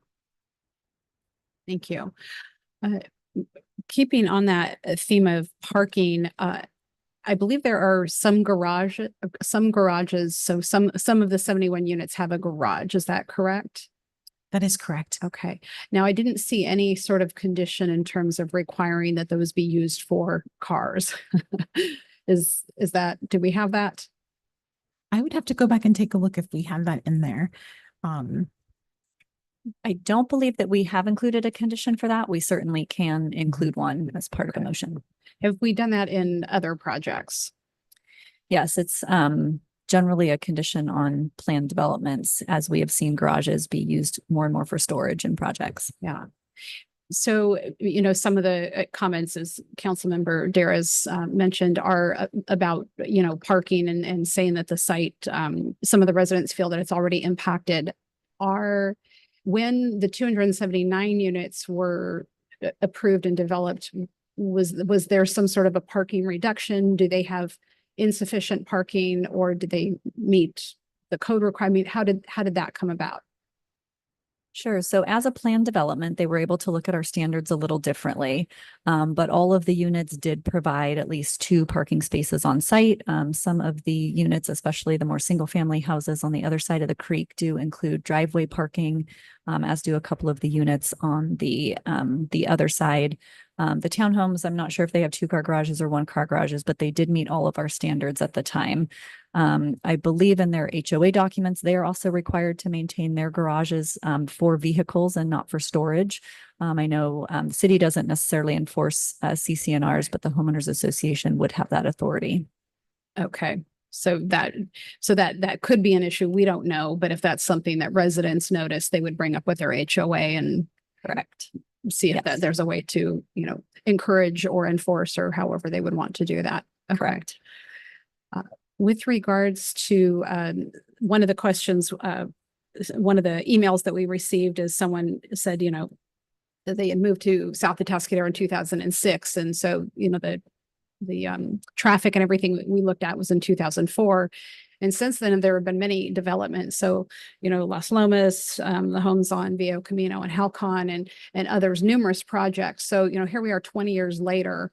And that question is, how are we using this, 20-year-old data with all these new projects and saying that there's not going to be an impact? Sure. So there's a couple layers from that. First of all, the project has an entitlement at a current development level, which is the 60,000 square foot of commercial with an anchor tenant. So that has a certain traffic count associated with it that is pre-entitled on the development site. And so what was done in theory was to compare those estimated trips from the ITE manual that the traffic engineers use of what is entitled currently on the site to what this project will be. And this project will be a reduction of what's currently entitled on the site. In terms of just general development in the area, when we do traffic analyses, we do look at future build out of the general plan. All of the projects that have occurred in the area, with the exception of the 17 single-family homes that the Morescos built Viejo Camino and Halcon Road, were anticipated in the general plan. In fact, a lot more units than that were anticipated in the general plan, and we still have some areas on the south end of town that have not been fully built out to general plan density. So most of those projects were taken into account even in the 2004 traffic study that was done. Okay, that's helpful. Thank you. Director DeVar, you mentioned that we could potentially, I think I heard you say something on Cashin, that possibly some striping or an added lane. Could you tell us what that might look like and what the benefits would be to that? Sure, and maybe Ms. Fuller can find a site plan that she can show. When you come off Cashin from El Camino, it's kind of wider there, and there's like a mailbox, group mailbox on the right as you come in. But there's 2 lanes going out to El Camino, but there's an ability. It's a fairly short distance from that driveway to El Camino, so you maybe be able to get 3 or 4 cars stacked before they go out into El Camino. But there's an opportunity where you could perhaps have a left turn lane into the project. From Cashin going, if you're turning from El Camino, going into the development, taking a left into that drive to the project off Cashin. I wouldn't be able to stack a whole lot of cars in there, maybe 1 car queue, but might be enough. If there were a lot of cars coming off El Camino at one time and 1 car was waiting to make a left-hand turn in, cars were coming out. So there's an ability, and this is the area that I mentioned, they're missing the lane stripes between the two lanes, going out to El Camino. This would be on the north, or I guess the top right corner of the exhibit. So you can see the road there is a little wide, and that the red arrow, the ingress egress there. If you were coming off El Camino, which is on the right side of the screen here, turning in there, making a left into the project where that red arrow is, there's an ability to stripe that, and you can see where those lane that Cashin does meet El Camino. There's 2 stop legends there, but there's not a lane marker between, which the MUTCD does require that. So as I mentioned, I think that was missed when they resurfaced the roads here several years ago. And I have worked with the HOA here to look at different areas for no parking and all of these things. They asked me to come consult with them maybe 4 years ago. So I actually talked with them and we kind of came up with some of those areas to make it a little bit better for sight distance and those things. So we did not paint, the city did not paint red curb or anything. We just made recommendations to the HOA and they made those red curb. Okay, thank you. Could you, Ms. Fowler, would you bring up the list of allowed uses?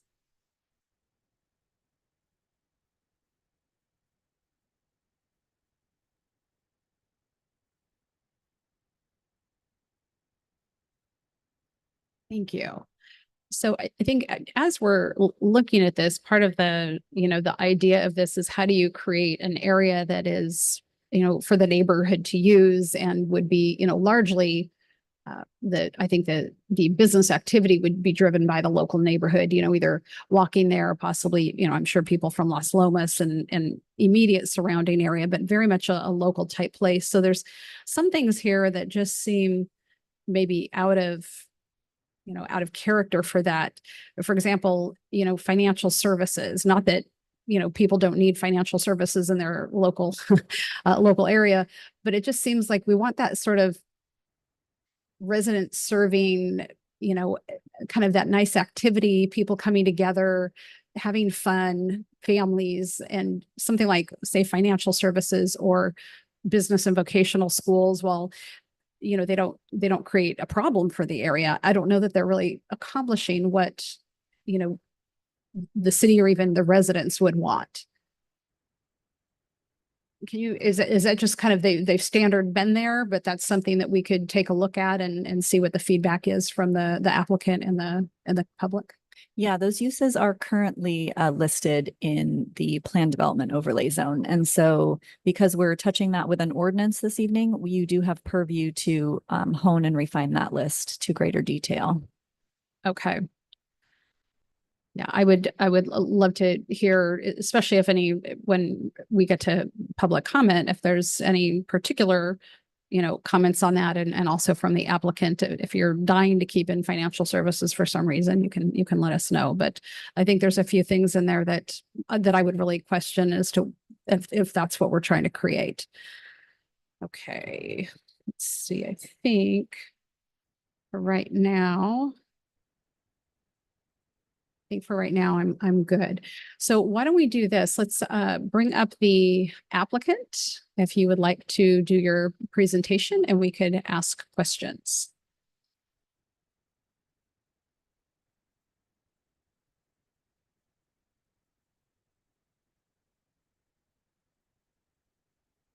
I think there's a slideshow to go with this as well. And you might need to put on the microphone. There you go. It's green. Can you guys hear me okay? Yes. Okay, great. I'm sorry. I was just motioning. There's a couple slides that we're hoping to show along with this. There were just a couple slides that we were hoping to show along with this. Yeah. If you could tell your name for the record. Absolutely. I'm Tom Jess with Eris Studio Architects. I'm here representing the project. Steve Ross, who's the developer for the project, is also here, and we'll have something to add to this as well. Initially, I just wanted to first off, thank you for the opportunity to present this project. This is something we've been working on for quite a while, not nearly since 2004 or as long as this project's been going, but we have been working on it for a little while. The project and staff has been great to work with, by the way, compliments all the way around for all the departments that we've worked with. The project was presented to the DRC. We received feedback from them, incorporated that into the project. And then we went to and presented the project to the Planning Commission, received feedback and listened to them. A couple comments that we got from the planning commissioners were to further engage with the HOA. And I think that that's happened. And I think Steve will speak to that in the negotiations. And there's a topic of conversation just during your questions period regarding the maintenance agreements and so forth with HOA. He can expand upon that. But looks like we have the slides here. So what I wanted to do was just kind of walk you through a little bit of the thought process that went into this. I don't want to repeat any of the presentation that was done. She did a great job, very thorough. So maybe I'll just touch real briefly on some of the thought process. If you can go to the next slide, please. I don't have a clicker. So it was mentioned the commercial hub of it, and that's really the heart of this development is this commercial area. And this is the area that's gone under the most renovations from feedback from DRC and so forth. And so we really wanted to create an active hub here. If you can go to the next slide, please. Really an outdoor space. We created this large covered area for shade. We've addressed the fact that it's open on the west side by having the shading devices there. So it should be a really pleasant area. We can get fans going in there. The activities going along here. I mean, there's tons of spaces for financial services. A museum is going to go in there. It's going to be amazing. I'm just kidding, obviously. No, we're on board with those. Aren't what we anticipate here You either. scared me there for a minute. No, we really just want an active place. And we really do agree with you that this is something that's going to be serving the local community, the south side of Atascadero.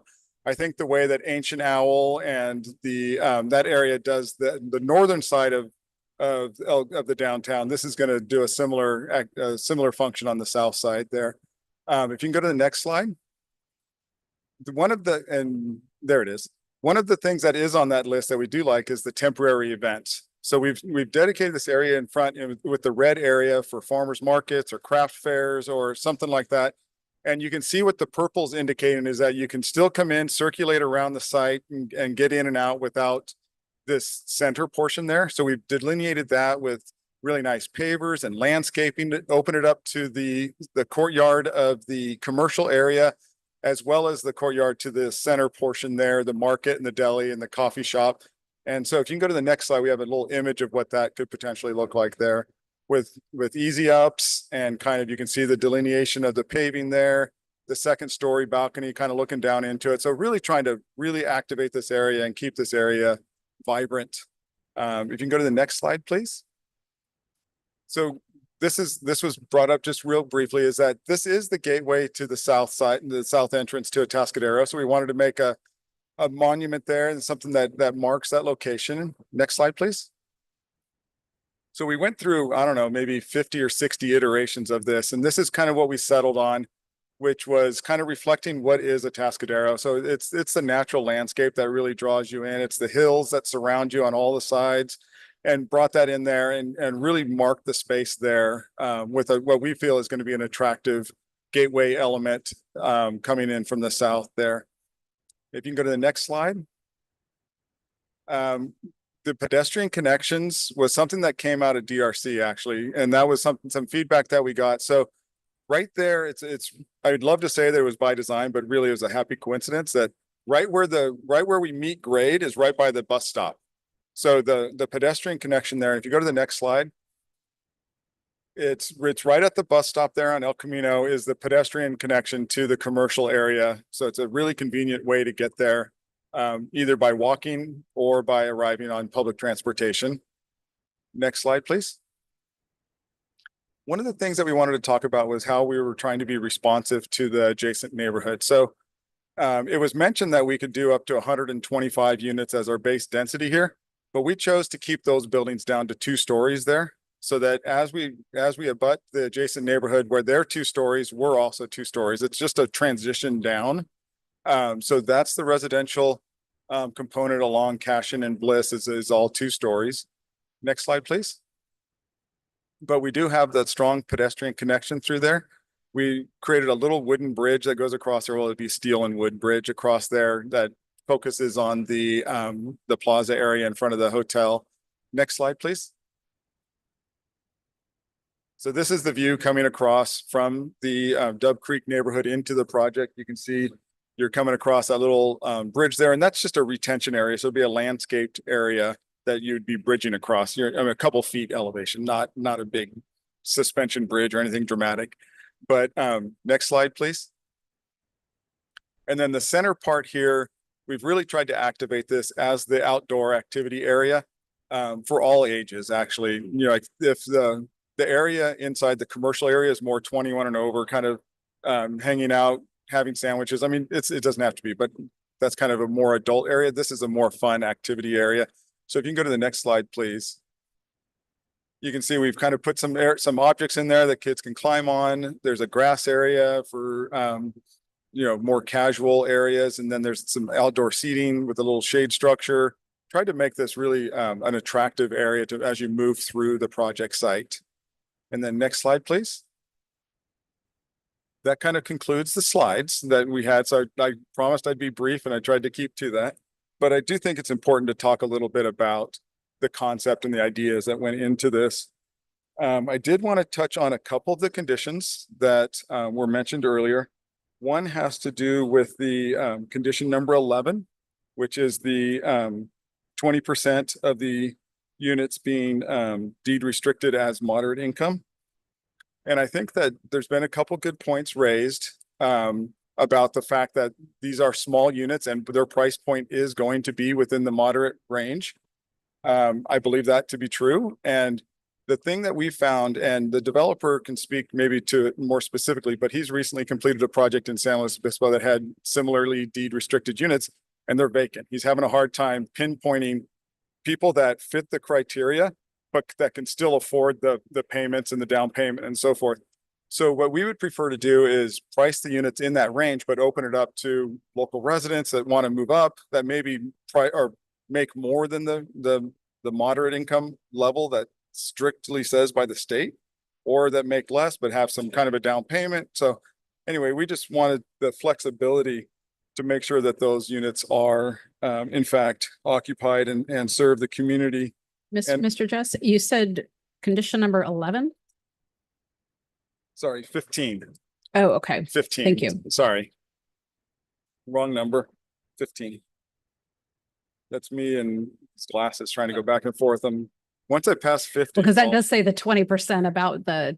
Correct. Yeah, That's finally. Yeah. The phase. Okay. Correct. Thank you. 220%. So anyway, so that's kind of the thought process on that. It's basically just to allow flexibility. And then speaking to condition 11, that was one that was brought up and discussed at the Planning Commission about the phasing of the commercial. And I thought maybe it'd be helpful to just give a little bit of background on why we requested that instead of the original condition as drafted was that the commercial had to be the first phase to be constructed or the permits had to be drawn first.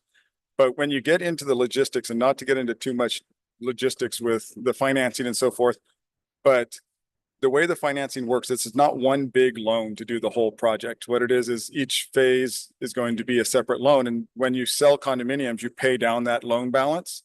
So the initial phases are going to be residential. They're seen as less risky because you're appealing to a broad range, whereas a commercial, you're trying to find one tenant for each specific space. And so as you pay down that debt, it allows the banks to make additional loans for additional phases and move through. And then the other thing is, if we were to build the commercial first, you'd be trying to lease spaces in the middle of a construction site that's still going on, which isn't the most appealing. So the way that we discussed it with the Planning Commission is that it would allow us to construct the 2-story residential along Bliss and Class and Cashin, and then also the center portion, the hotel portion, and then the commercial, and then finally the 3-story building would be the last thing and it kind of works from a construction phasing to work our way around that way as well. So that's kind of the background on why that was requested, and Planning Commission was supportive of that. I think that, and then just to touch really briefly, we have no objections to the limitations on the existing residential to not being short-term rentals that you were mentioning about. No objection to that. No objection to the property management language that was as drafted by staff. And so anyway, I know that Steve just wanted to touch real briefly on his recent discussions with the HOA, but thank you very much. And thank you. Steve Ross, Montage Development, 23945 Calabasas Road, Suite 207, Calabasas, California. So there was a lot of discussion on the fair share agreement. So we've been trying to, so it makes me a little nervous, but like I'm going to eat the mic. But so we've been trying to meet with the board. We did meet with the Dove Creek board. It was arranged by their property management company, REG. We had a Zoom meeting this past Thursday, and we proposed certain fair share obligations that we would take on. They include the landscaping around the 5-acre piece. So that would be Santa Barbara, El Camino, Cashin, and Bliss. So there's a parkway around there. So we would, well, firstly, it needs a little bit of love. So we would address the irrigation. We would enhance the landscaping, and then we would maintain that portion of the landscaping. And they were appreciative of that. The next item was the maintenance of the road of Cashin and Bliss. So when we go there, we're going to make, we make a mess. We have trucks and what have you. So as opposed to taking on the maintenance of the street immediately, what we propose to them is once we're complete, we would repair any curb and gutter, any medians on Cashin and Bliss, both sides of the street. And then we would slurry coat, and then we were going to add the stop sign markers and what have you. And we can work with Public Works on striping there at Cashin and El Camino. I think it's a good idea. We can address that. They were appreciative. And then, after we're done with our construction, then we would share in half the maintenance of Cashin and Bliss. That's basically on our portion. And so they were agreeable to that. And then, and let's see. Okay. The property management company's not here, but, you are? I'm sorry. So they're here. Sorry. Any rate, so they're drafting language that hopefully the board will get, at the beginning of next week. After the board reviews it, then we'll get it. So our intention is to get it much, we're not waiting to the final map to be recorded.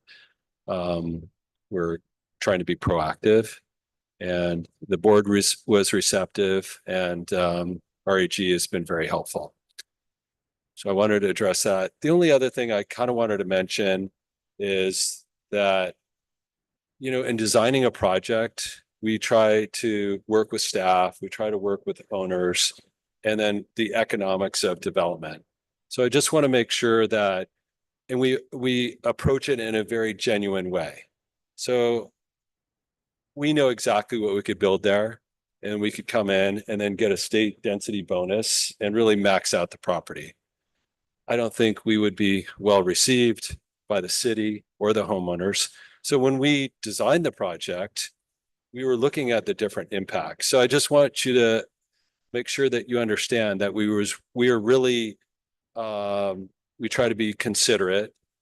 We don't underpark our projects.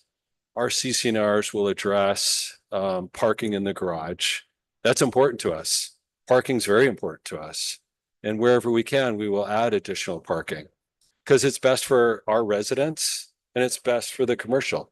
The commercial will be vacant if we don't provide enough parking. The benefit of having the shared, like, we're going to have guests over, the commercial is closed, there's plenty of guest parking. So I think what the city planning has in their code, I think it makes a lot of sense. So I just want to let you know that we didn't try to, over densify the project. We tried to be respectful, and we look forward to being good neighbors. Thank you for your time. Thank you very much. Actually, if you could come back.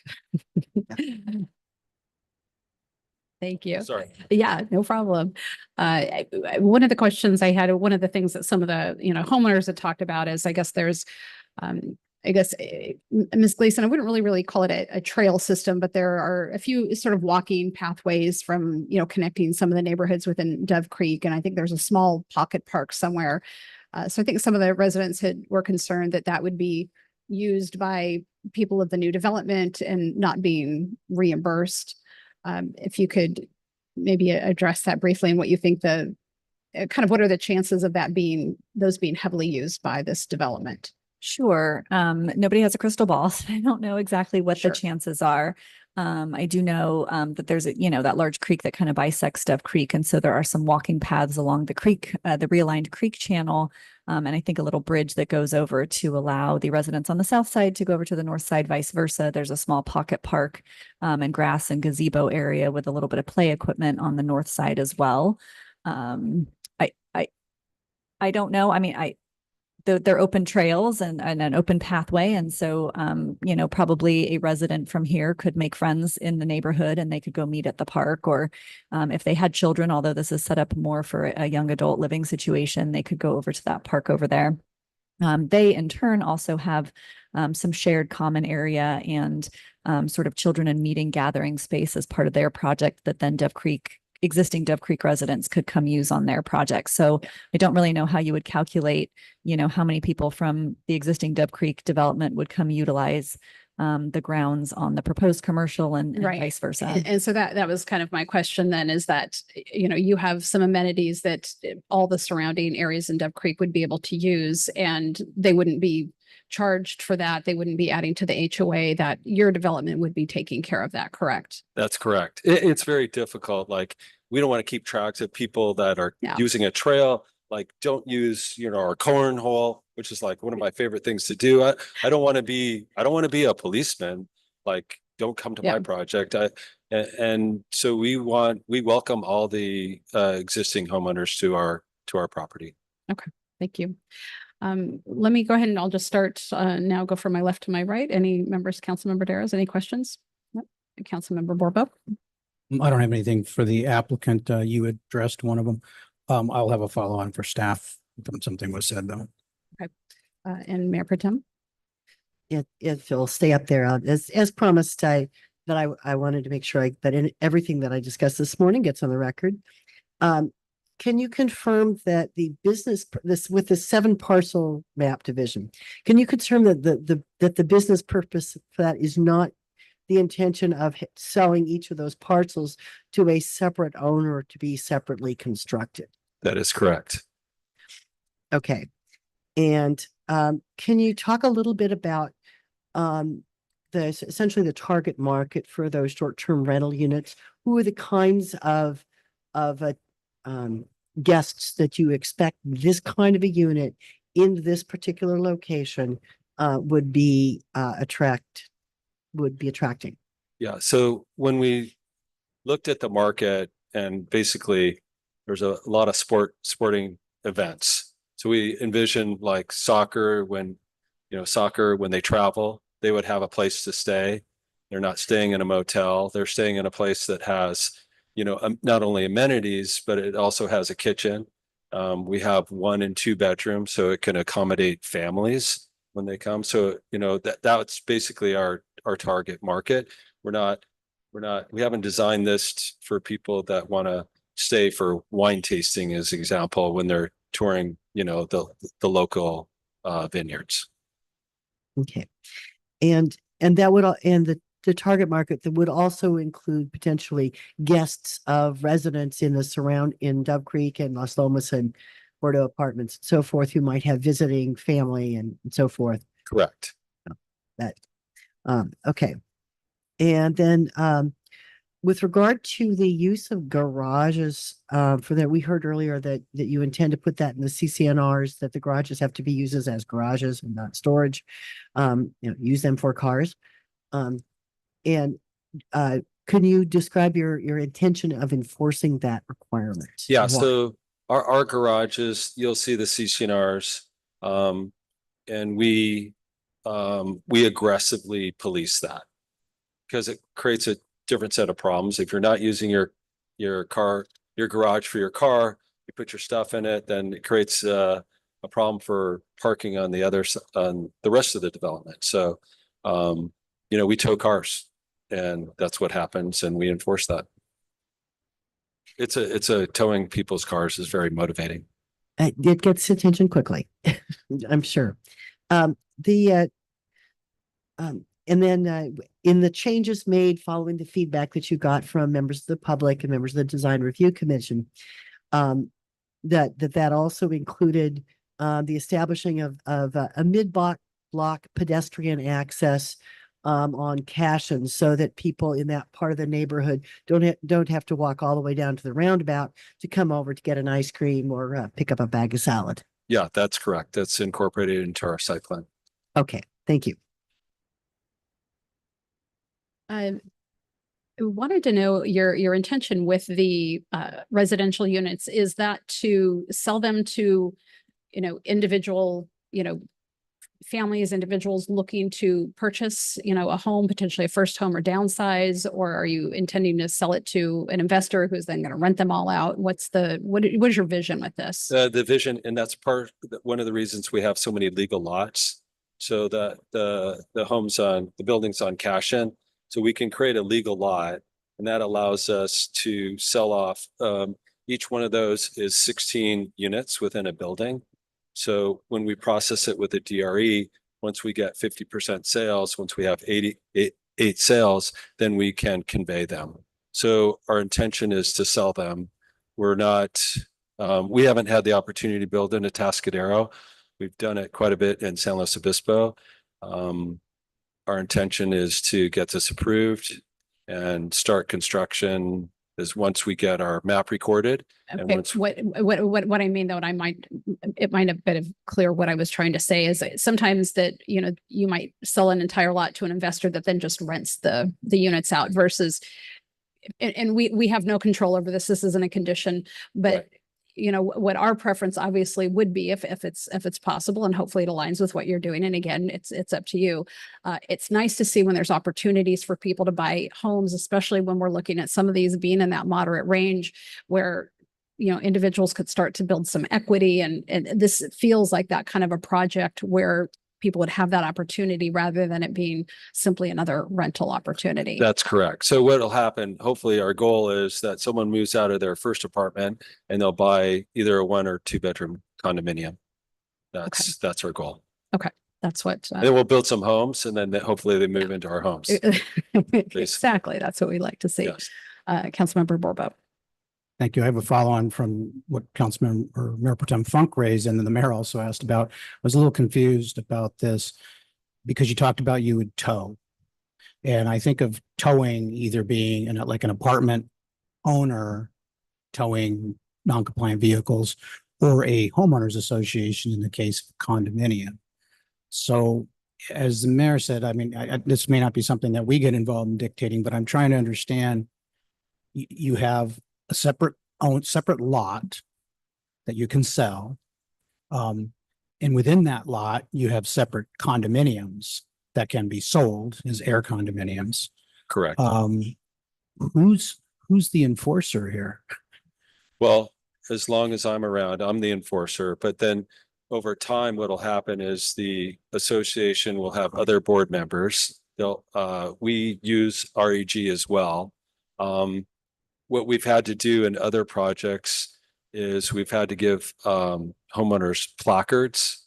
We built a big project in San Luis Obispo and there were 4-bedroom townhomes. So then people started renting rooms out individually to students. It was horrific. So that's how we came up with this placard idea. We had a 2-car garage. And then if you parked in our you could only have 2. So if you didn't have this placard, that's when myself and then in the future, the association towed those cars. Okay, because I'm concerned either for you or for staff so I live there and Mark Dera's is my neighbor and he's, filling his garage with storage and now he's a college student, the things you described. I'm not going to complain to the city because that's not going to be the city enforcing that. Although the city may need to know of it and know that CC&Rs are not being obtained. The enforcer of that would either be condo HOA or you if you own the whole building. That's correct. And as long as I'm on the board of the HOA. Okay. All right. Thank you. Good question for staff. And Mr. Just had recommended or asked that on condition 15 that maybe that be removed to allow some flexibility as there clearly are some moderate units in that affordable by design. That is something that we could do tonight if the council wanted. Is that correct? That's correct. Okay, thank you. Any other, yes, Pardon me, if I could speak on the affordable, I have a project currently in San Luis Obispo. We were required to do affordable elements. We have 3 of them. The units have been completed since July 11th, and we haven't been able to get anybody to qualify. It's very frustrating. So they just sit, they're empty. okay, thank you. Thank you. All right, I think we are good with questions, so thank you very much, sir. Thank you. What I want to do is take a brief break and then we will come back for public comment on this item. So it is currently 8:01. Why don't we come back at about 8:10?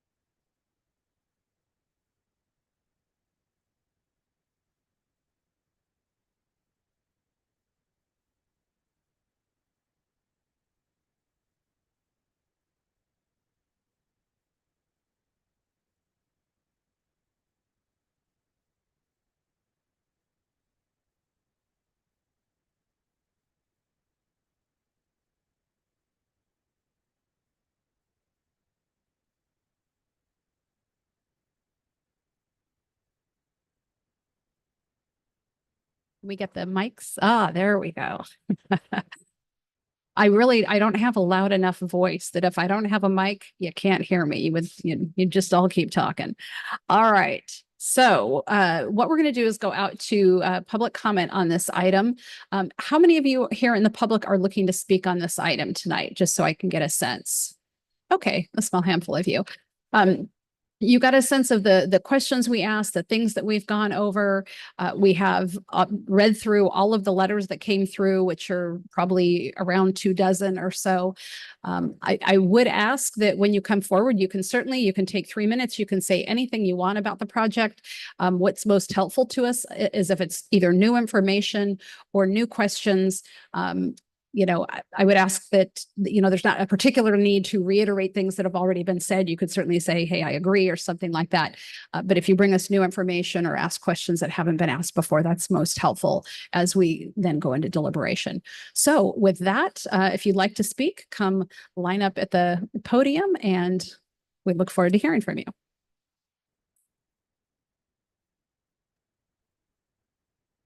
Good evening. Welcome. If you could pull the mic towards you. There you How's go. that? Yes, perfect. Thank you so much.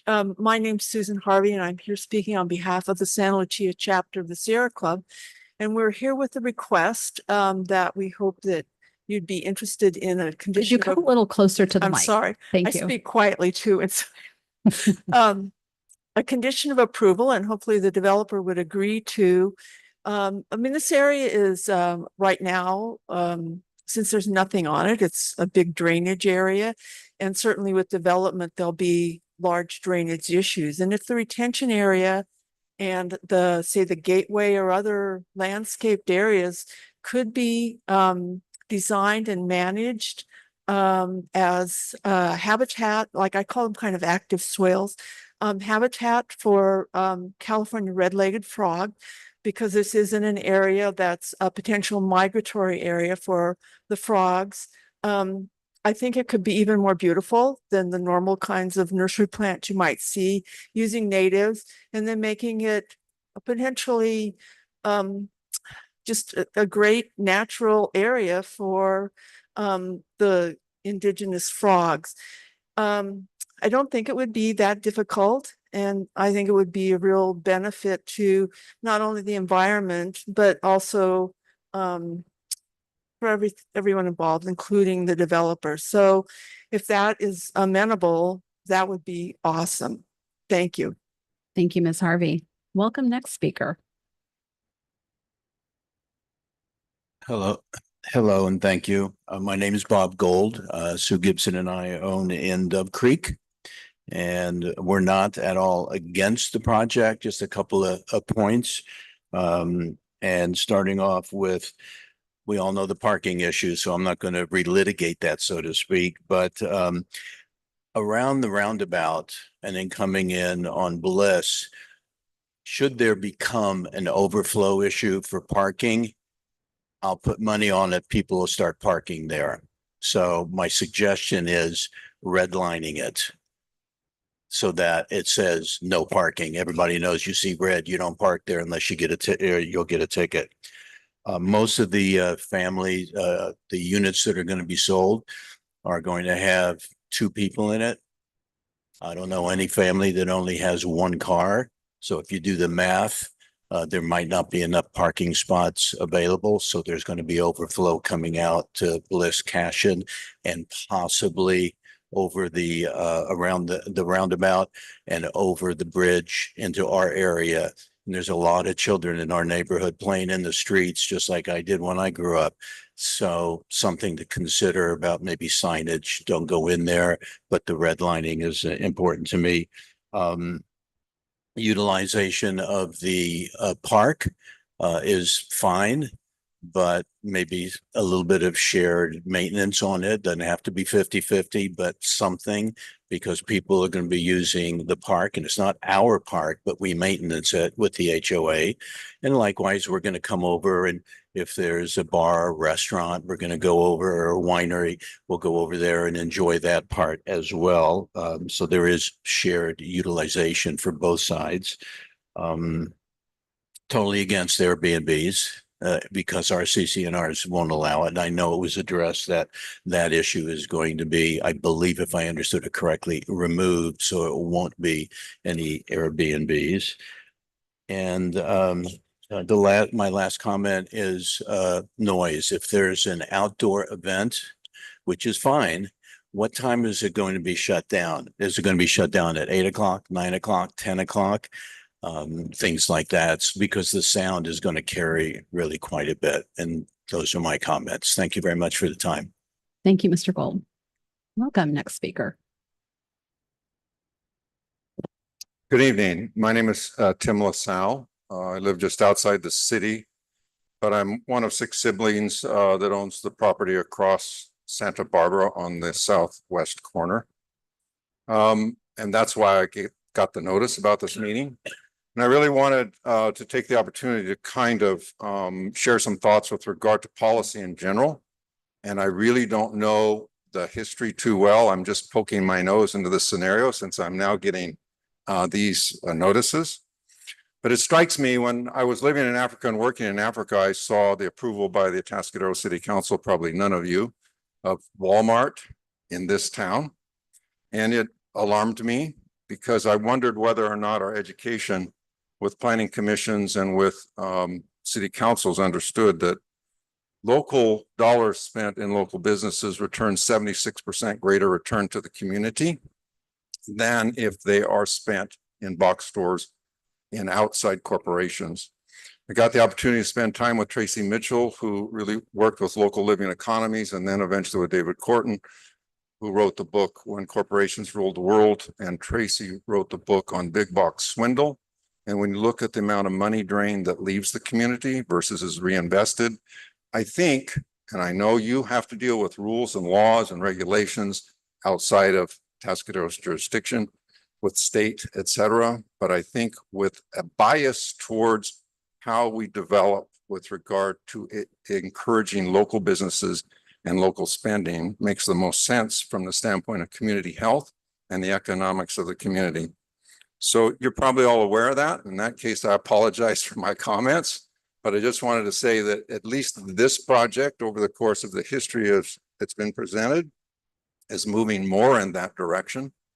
This may negatively affect the value of the property I own, but I still say for the merit of this community, it's important. If you go to our parks and our little baseball stadiums, and I have a grandson playing in the Little League type of activities, you look at who's advertising, putting their banners up, it's local businesses. I know when I was in the community, I used to go to Hewitt Hardware often and Rasanti's because they were local businesses, and to local pharmacies. And we know that we've lost so much of that now. It's delightful to see Hewitt with the 3rd generation running that business. And I hope that this development can attract local businesses, and that somehow as a community, we support you as elected leaders and our planning commission to think in terms of how we invest in policies and encourage and incentivize that for the health of the whole community. Thank you for listening. Appreciate it. Thank you, Mr. LaSalle. Welcome, next speaker. Devin Haggy, and originally I wasn't going to speak on behalf of the Dove Creek project, but following after that gentleman, that's going to be hard to speak against. I just want to say one quick thing. Right now, if you drove through Dove Creek, they have a parking problem that's existing without any further development. If this lot was not developed at all, Dove Creek still has an HOA parking problem. I don't think that problem should flow over to the development. The development has less parking space, or excuse me, more parking spaces than what's required. They could use a density bonus and have a bunch of housing and probably half the parking spaces that's required. So I am supportive of this project. I like the way that it's looking. They've been very working through DRC, Planning Commission, and City Council multiple times, and everything that has been brought up over those committees, they have actually taken in their plan and kind of addressed going forward. So I'll cut it short, and I'm in support of this project. So thank you. Thank you, Mr. Hagee. Welcome, next speaker. Good evening, City Council members. My name is Jack Phelan. I am President and CEO of Cal Coastal Communities. and the original developer of the Dove Creek development. They received unanimous authorization to proceed from this council with a general plan amendment that allowed for the residential development to occur on this commercially zoned site. CalCoastal ran multiple community engagement workshops with the local residents, and we received unanimous DRC approval on April 29th, 2021. We were tentatively scheduled to present to Planning Commission on June 15th, as everyone was extremely excited and the planning department worked very hard to expedite the Dove Creek development. CalCoastal had major landscape, some actually very minor landscape and engineering updates that were required by the commission hearing before our business partner essentially pulled the plug on the hearing date, claiming extreme urgency, focusing to close on the former Walmart site at Del Rio Road. And we did just that. CalCoastal Communities purchased that site. Ted Lawton, my partner, and myself are on title with one of our partner, Jennifer Kim's brothers, who we do not know really, and she refused to sign anything. Ted Lawton and I spent over a year and all of our remaining personal capital getting the Del Rio Ranch entitled, which included the unheard of RV parking approvals and allowances for interim use. Meanwhile, Jennifer Kim was working secretly with outside developers on both of these projects without our knowledge or consent, in essence, breaching all of our signed partnership agreements and corporate resolutions without any correspondence with us whatsoever about these activities. We have signed partnership agreements with the Kim family to develop the Dove Creek and Del Rio projects. I have written personal checks for the critical pre-entitlement studies on both of these projects. For Dove Creek, this includes architectural design, civil engineering, environmental studies, traffic studies, soils reports, and topographical surveys. I only learned of Jennifer Kim's efforts to secretly work with these outside developers after seeing a city hearing notice posted on a telephone pole. I immediately retained legal counsel and put a lien on the Dove Creek property, as I have over $300,000 of personal loans and capital in the property with a signed promissory note with the Kim family that is over 2 years in default. And Jennifer Kim now claiming through her attorneys that she never signed. Here's a copy with her signature. Basically, her lawyers reached out after the most recent planning commission hearing and basically grossly inaccurate, gave an inaccurate offer of the paid back promissory and immediately then moved to expunge my note, which apparently happened today, which essentially steals a very sizable chunk of my family's personal life savings. Mr. Phelan, your 3 minutes are up. Okay. If you have anything written that you want to hand you can hand it to. I will. My final question in this comment is I'm asking City Council this evening to place a condition on the Dove Creek project that the situation be resolved in an appropriate manner, which, as I'm sure you know, is within your scope and ability based on many of our development colleagues' experiences in neighboring jurisdictions. Thank I you. ask you to do this for my family and the best interest of this community. Thank you, sir. Thank you for your time. And next speaker. Good evening, dear City Council and city staff. Thank you so much for all your hard work that you do for this wonderful city of Atascadero. My name is Ted Lawton, and I'm here to share with everyone a solution and a path forward for the Dove Creek project. I'm not here to talk about what we've discovered and believe is a pattern of fraud by our business partner introduced to us by the city of Atascadero and the devastating impact it's had across all of our projects, partnerships, businesses, and our personal lives. I'm not here to talk about the years and years of personal investment and life savings we've poured into all these projects that are currently in jeopardy. I'm not here to talk about all the delays we believe we've experienced on Grand Oaks as a direct result of our trust of this partner, as we would have been done with the project by now and purchase a Dove Creek property on our own. I'm not here to talk about all the partners' fiduciary responsibilities and duties to paying off our Grand Oaks investors and providing additional security for them through the joint ownership of the Del Rio, Grand Oaks, and Dove Creek properties. I'm not here to talk about what we believe are many, many aliases of the partner that we found, bench warrants that we've found, pending lawsuits that we found that we believe are connected to fraud. Could you let us know what you are here to talk about them? Yeah, rather I'm than what almost you're there. not? Thank you. I'm not here to talk about the new local development partner who wants to build this project that would not only provide regular TOT to the city, but upwards of $50,000 a month in community grants which is approximately $6,000 a year in perpetuity to support the city community projects and programs. What I am here to talk about this evening is how we can protect the members of this community, protect the Atascadero investors who are local postal workers, teachers, and nurses who live here in the city. We understand that it is not normal for cities to get involved with civil disputes. However, we also understand that it's highly irregular for cities to set meetings and make recommendations for people to partner on projects in the city, which is exactly what happened with us. We also believe that the city does have some level of obligation to protect the citizens from this type of behavior. Therefore, we humbly ask the city to protect our investors, the citizens, by placing conditions on this project that we know cities can place conditions on projects however they would like. And it's very common practice. Even if the ethical and moral considerations are not a motivation for the city to condition the project, we would also like the city to consider the economic factors, as this project will likely be tied up in litigation for many, many years with no positive outcome. We think this would be unfortunate considering with simple condition on the project, to have all legal matters resolved prior to permit issuance, that it would actually expedite all parties involved with the project to come to resolution. Again, we ask for the city to help expedite the resolution process, protect our investors, protect the citizens, protect the new developer, and create a path forwards to expedite resolution, which we believe is in everyone's best interest. Thank you for your time and thoughtful consideration. We humbly seek resolution. With gratitude, Ted Lawton. I'm Thank happy you, to Mr. answer Lawton. any questions. Thank you. Next speaker, please.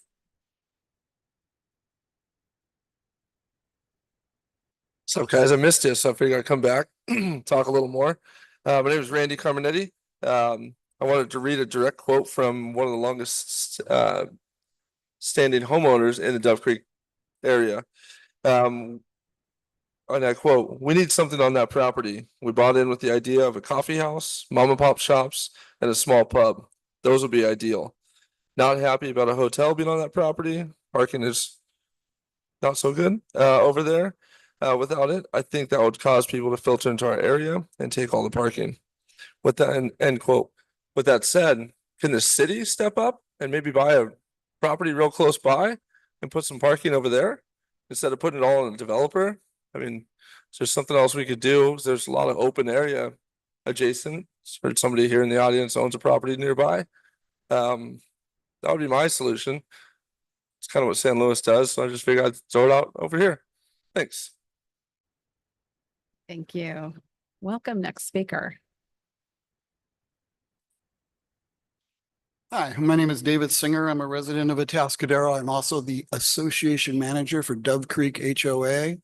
And I just wanted to present some of the concerns which the council is currently dealing with. We very much would encourage the council to make sure that any agreements on the parkway surrounding the 5 acres and for the maintenance on Cashin and Bliss to be in place prior to losing any control over the project. We also would like to make sure it gets put in their association CC&Rs. We have no doubt that the current developer will honor that, but should that developer sell off and we have an association and there's nothing in writing, we're going to have a problem. The other thing I'd like to encourage, a lot of my association members have indicated that on Cashin coming out to El Camino during the school year at 7:30 in the morning, only one time, but at 7:30 in the morning, it's a zoo. And you're going to have accidents, whether or not they're fatal, I don't know. And I don't know what the answer is to solve that problem. I don't know that with all the work they've already done, that you could really move the entrance on Cashin in the project. There is room for that second lane that was discussed out on the project, but it is a very big concern. And again, this only typically apparently happens at 7:30 in the morning. I'm not there. I'm sure other people are. Let's see, we would like it very much, and it seems like the developer would cooperate with this, to have the condos that are going to be purchased have the CC&Rs require a 30-day minimum rental period if they're going to be rentals, so that we did not have to deal with individual owners using Airbnb. And lastly, I mean, parking has been discussed ad nauseum, and I think somebody just brought it up. However, if there's not enough parking in the commercial parking area, you know they're going to be on Cashin. They can't be on the list because you can't really park there. They're going to come into our association. And yes, there's ways that we can take care of that with an expensive permit process and security service, all of which really shouldn't be dumped on to the association. Thank you for your time. Thank you, sir. Welcome. Next speaker. Jeff Oslin, just a quick question. In the presentation of earlier, there was something said about so many parking spaces that would not be available for general parking. I'm just asking why and if we can go back and look at that. Because I would think that just knowing I have friends at Dove Creek and parking is very difficult in Dove Creek. It's going to be difficult here, even though they are putting more parking in than they would have to. I would think in the evening, all parking spots should be available, that if the public's coming down for a beer, dinner, or whatever might be going down there. Thank you. Thank you. Any other members of the public wishing to speak on this item? All right, I'm not seeing any. We'll go ahead and close public comment. Bring that back to council and staff. Perhaps you could answer Mr. Oslin's question with regards to the parking, kind of going backwards. Yes, so there is a condition in here that talks about which parking spaces would be reserved. And so it would be the 12 garage spaces because there's no way for those to be accessible to everybody. And then the tandem spaces, and it's just designating the use for that. So not saying that residents couldn't use that, but the condition would allow the applicant to be able to have some restrictions on time of use. So if they wanted to restrict that from 8 to 5, that it's only employees, and then after that, it's open to anyone else. That's what the condition language provides. Okay, thank you. One of the questions, Mr. I think it was Carminetti, if I got your last name correct, talked about, maybe the city purchasing property, and San Luis and maybe Pismo do that kind of thing because they are flush with money. We are not a city that is flush with money to buy property used for parking. But I will ask, I think there's potentially some conversation that the owner has been having with nearby, possibly the church, seeing maybe there's some options for employee parking. Could you speak to that? I can speak to it a little bit. I do know it's been a discussion for multiple years when we talk about development on this parcel to potentially have some parking arrangement with the Dove Creek Church that's on the corner of Santa Barbara Road and El Camino. Certainly, if the developer feels like his project is not being successful because of parking, I know that that option is available, and I know they have an open line of communication. And obviously from the hearing from the owner that they know that having successful parking is a successful project. So let's see. Definitely, we're all about encouraging local businesses, so very excited about that. We don't control that as a city, but we certainly like to see it when local businesses come to town, and this certainly is that type of development. Let's see. Mr. Gold was asking about what is the sound time, like the cutoff for sound if an event was happening. I'm assuming it's similar to a sound ordinance if your neighbor was having a party. Yeah, generally it sort of follows our ordinance, because this has kind of an indoor-outdoor component. Generally for purely outdoor amplified noise, we would require an administrative use permit. Because this is kind of an indoor-outdoor space, I don't know that you would want to put that restriction on this project. Certainly, if you wanted to ensure that no amplified music went past a certain hour, you could place that condition on the project. Or conversely, if you wanted them to go through an administrative use permit process for any amplified noise in the courtyard area, you could make that clear as well. Okay, but what are just our current sound ordinance? There's, I'm assuming like a 10 p.m. or some type of a cutoff. Yeah, it's at 10 p.m. 10 p.m. Thank you. Okay, and Mr. Gold, you also mentioned, wanting shared maintenance on the park, and I think, as you recognize, there is a shared utilization between the common spaces. And so, the current 279 units and that HOA won't be paying for the other common space area, but you will be, using that and sharing that. So I think we're seeing that as just a nice, working together and being able to use each other's space, and it will complement each other well, but not having to, okay, how much we're using our space and we're using your space and figuring that out, because it's really not feasible. Let's see. I'd ask maybe our Public Works Director, Mr. DeBar. Mr. Gold also brought up the roundabout on Bliss and kind of concerned about overflow and people parking and maybe potential for signage or redlining to make sure people don't and park in an unsafe way. Yeah, I know the roundabout is it's fairly narrow, so I think if you had a car parked in there, it would block anybody from going through there. So they'd probably be ticketed and towed in a hurry. So I think that could be something that would be watched. On Blitz, it looks like the one, there's a center median, and it looks like that drive aisle from Santa Barbara going into Dove Creek is not wide enough, but the other side going out, it looks like maybe has, I don't know if people park along an opposite curb, but looks like there might be some availability there.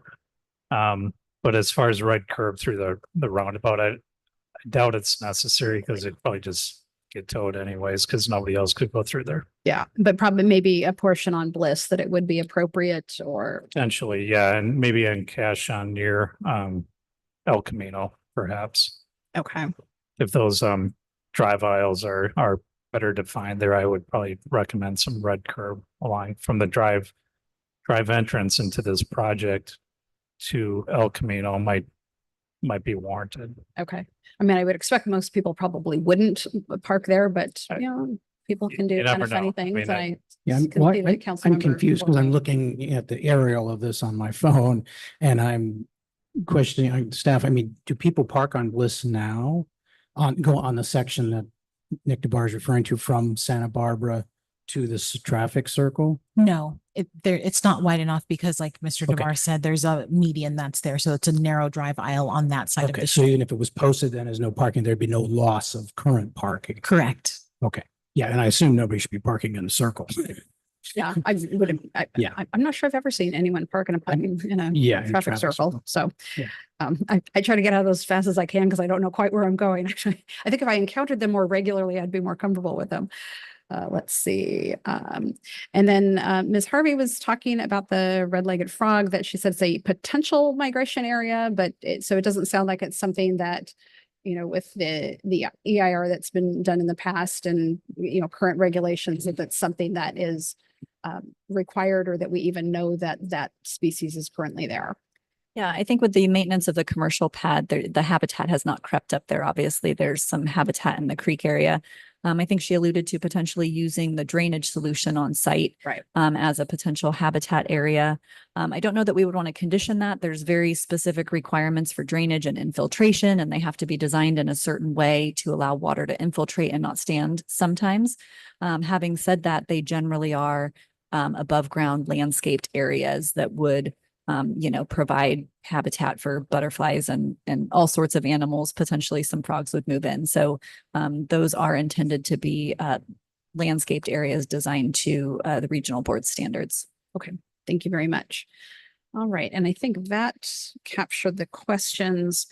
So let's see, I've got a mess of notes, although probably not as bad as Councilmember Borbo. Right. You should see it. I walked by and he had this piece of paper and I'm like, what is that? And it's his chicken scratch, which there you go.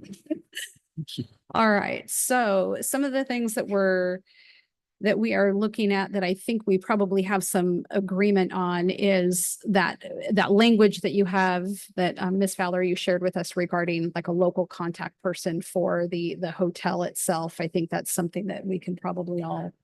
Yeah, I think there absolutely needs to be a local contact. Yep. Okay. The parking in the garage and enforcing that, having that within our conditions of approval, I'm thinking that also is something we're And You by know, in the some- condition of approval, you mean it would be incorporated into the HOA CCNRs? Correct. Yes. Yeah. And if staff can just interject, we actually like those to be done as a separate agreement because the city doesn't enforce CCNRs and they can be changed at any time. So we usually record those as a separate covenant. And So when you say record is separate, that would be a condition of approval to have that be in the CCNRs. Is that? Right. It's a condition of approval that we record a separate deed covenant that specifies certain requirements of the site. I think we have a condition that has that laid out for certain things. And so we can add anything else that you wanted to cover into that condition. Got it. Okay. So this condition that you must park in the garages is going to be enforced by who? By the HOA, correct? Correct. Case. And the only reason I bring that up, and I don't want to be a buzzkill here, but I live in an HOA where that's part of our CCNRs. You must park in the garage. And you drive through the neighborhood, I would say a good 80 to 90% of the homes have their car parked in the driveway. So the HOA not enforcing it because most of them want to use their garages in a different way. I'm hoping that this isn't what can happen here. I mean, it's only enforceable if everybody abides by it. But when you start having most of the users ignore it, and then it just can't be enforced. It's just going to be rhetoric in the CCNRs so I don't know if there's another mechanism to enforce that. 'Cause I think it's important. Councilmember Dares, though, if I may, I would think we heard from Mr. Ross that they actually would like to do that. And Well, I prefer to mean, do that we in like, their we CCNR, wanted them so. to also, but it didn't happen. I just Yeah, I think the distinction though is, I mean, in a neighborhood like yours, if people are, not parking in their garage and they're parking out in their driveway, they have a personally owned driveway to park in. And the people here would not, and therefore, they're not parking in their garage would directly impact their neighbors and the availability for parking, of parking for other residents and, customers, et cetera. Whereas that wouldn't be the case in a regular single family neighborhood. Unless, as long as you got a big enough driveway to park in. So I think, and we're not going to enforce it. We're saying you have to include this in the CCNRs that the HOA can then, have a big argument internally about enforcing or not enforcing. Yeah. Okay. Another one I think we had a conversation about, and I think it was Mr. Jess said no objection to limits of short-term rentals. And so I think Mayor Pro Tem Funk, were you the one that initially brought that up, the short-term rentals? So that would be on the 71 units, restricting that those could not be used as short-term rentals. Is that correct? Right, that they would be owner occupied and not be used as short-term rentals. I would suggest that we circle back to listen to what language this council developed on the on Barrel Creek that might be applicable on that. Do you happen to have that language? I do have some language that residential units may not be used for short-term rentals. And we did have an exception. Residential units may not be used for short-term rentals. And there was an exception for owner occupied homestays. So when the owner is physically on site and they rent a room out, that could be allowed. That also could impact parking. So I think the council could decide whether or not they wanted to allow a short-term rental in a room in a house that's owner occupied, or if they wanted to say no to all short-term rentals in the 71 units.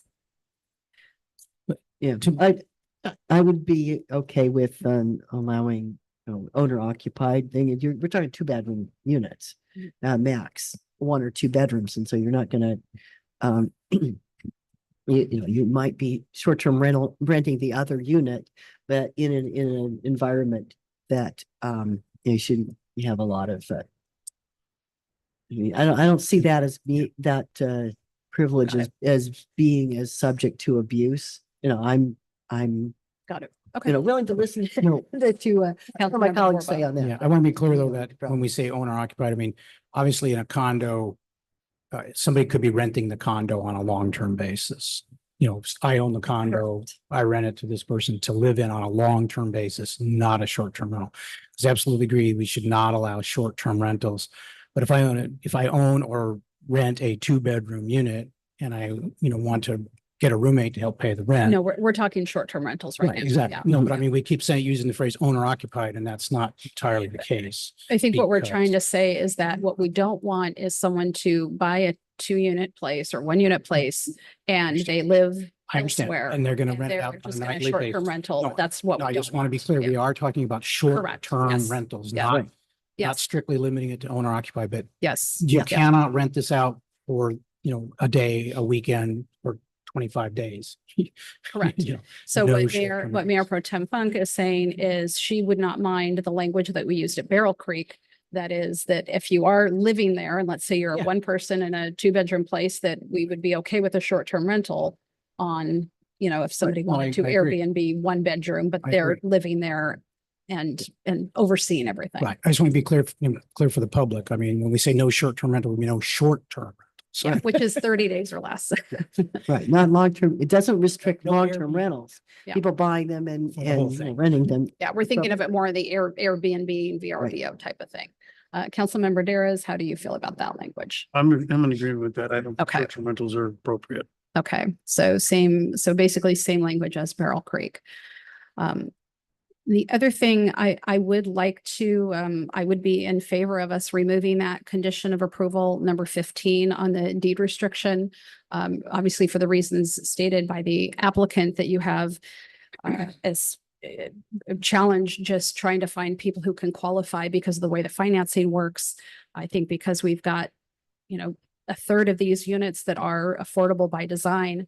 I'm also not a huge fan of the deed restriction as, these are units where you want people to be able to buy them and actually start building some equity and building wealth for themselves. And when you have the deed restricted, you're very limited as to what you can build. So that would be my preference, Mayor Pro Tem. I'm comfortable with that.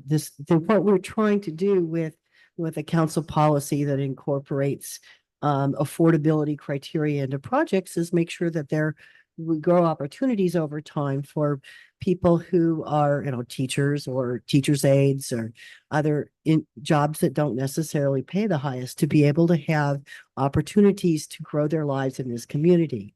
And the kind of housing that we're aiming for with moderate are young people building their careers and seniors who want to downsize. And that's exactly what I see in these smaller units on the property that would be, meet affordable by design criteria. And I think that it meets the entire spirit of what we're trying to do and more in terms of that being a really critical slice of the housing market that's not very well available right now in the community. So I'm All good right. with it. And my other two colleagues? Yeah, I agree. We should not, we should remove that condition. All right. So those were the things that I had written down. Are there other items? Oh, I know. The other one had to do with the allowed options, allowed uses. If we could go to that page and. While Luke is pulling that up, I also heard mention of potentially striping on cash-in for a turn lane. And if we wanted to explore that, I think we could specifically add a condition just so that everybody understands intent. Do we know specifically enough to be able to add the condition? I kind of felt like it was something a little more like, hey, if this works and, we're kind of working together on this, that, let's go ahead and do this. I didn't get the sense that, hey, we definitely want this. It was, I kind of feel like I would trust us to work together and see, does this make sense for the neighborhood? Does this increase safety? And I don't know how we could condition that just as a, I feel like it'd have to be more specific. Tell me if that's. You could maybe list something like additional traffic control, pavement marking and signage as approved by the city engineer. Okay. And, I mean, I My would wording was much less engineering than that. okay, or whatever Kelly says. Yeah.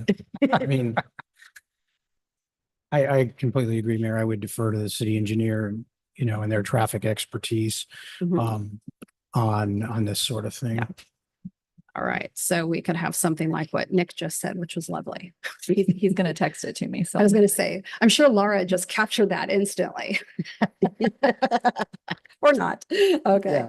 All right. So the allowed uses, my thought is that we would remove things like the financial services, the libraries and museums, assuming that, like an art show or art kind of thing, that could still be retail or, temporary seasonal events. Like that doesn't stop that type of thing. Membership organizations and certainly schools, business and vocational.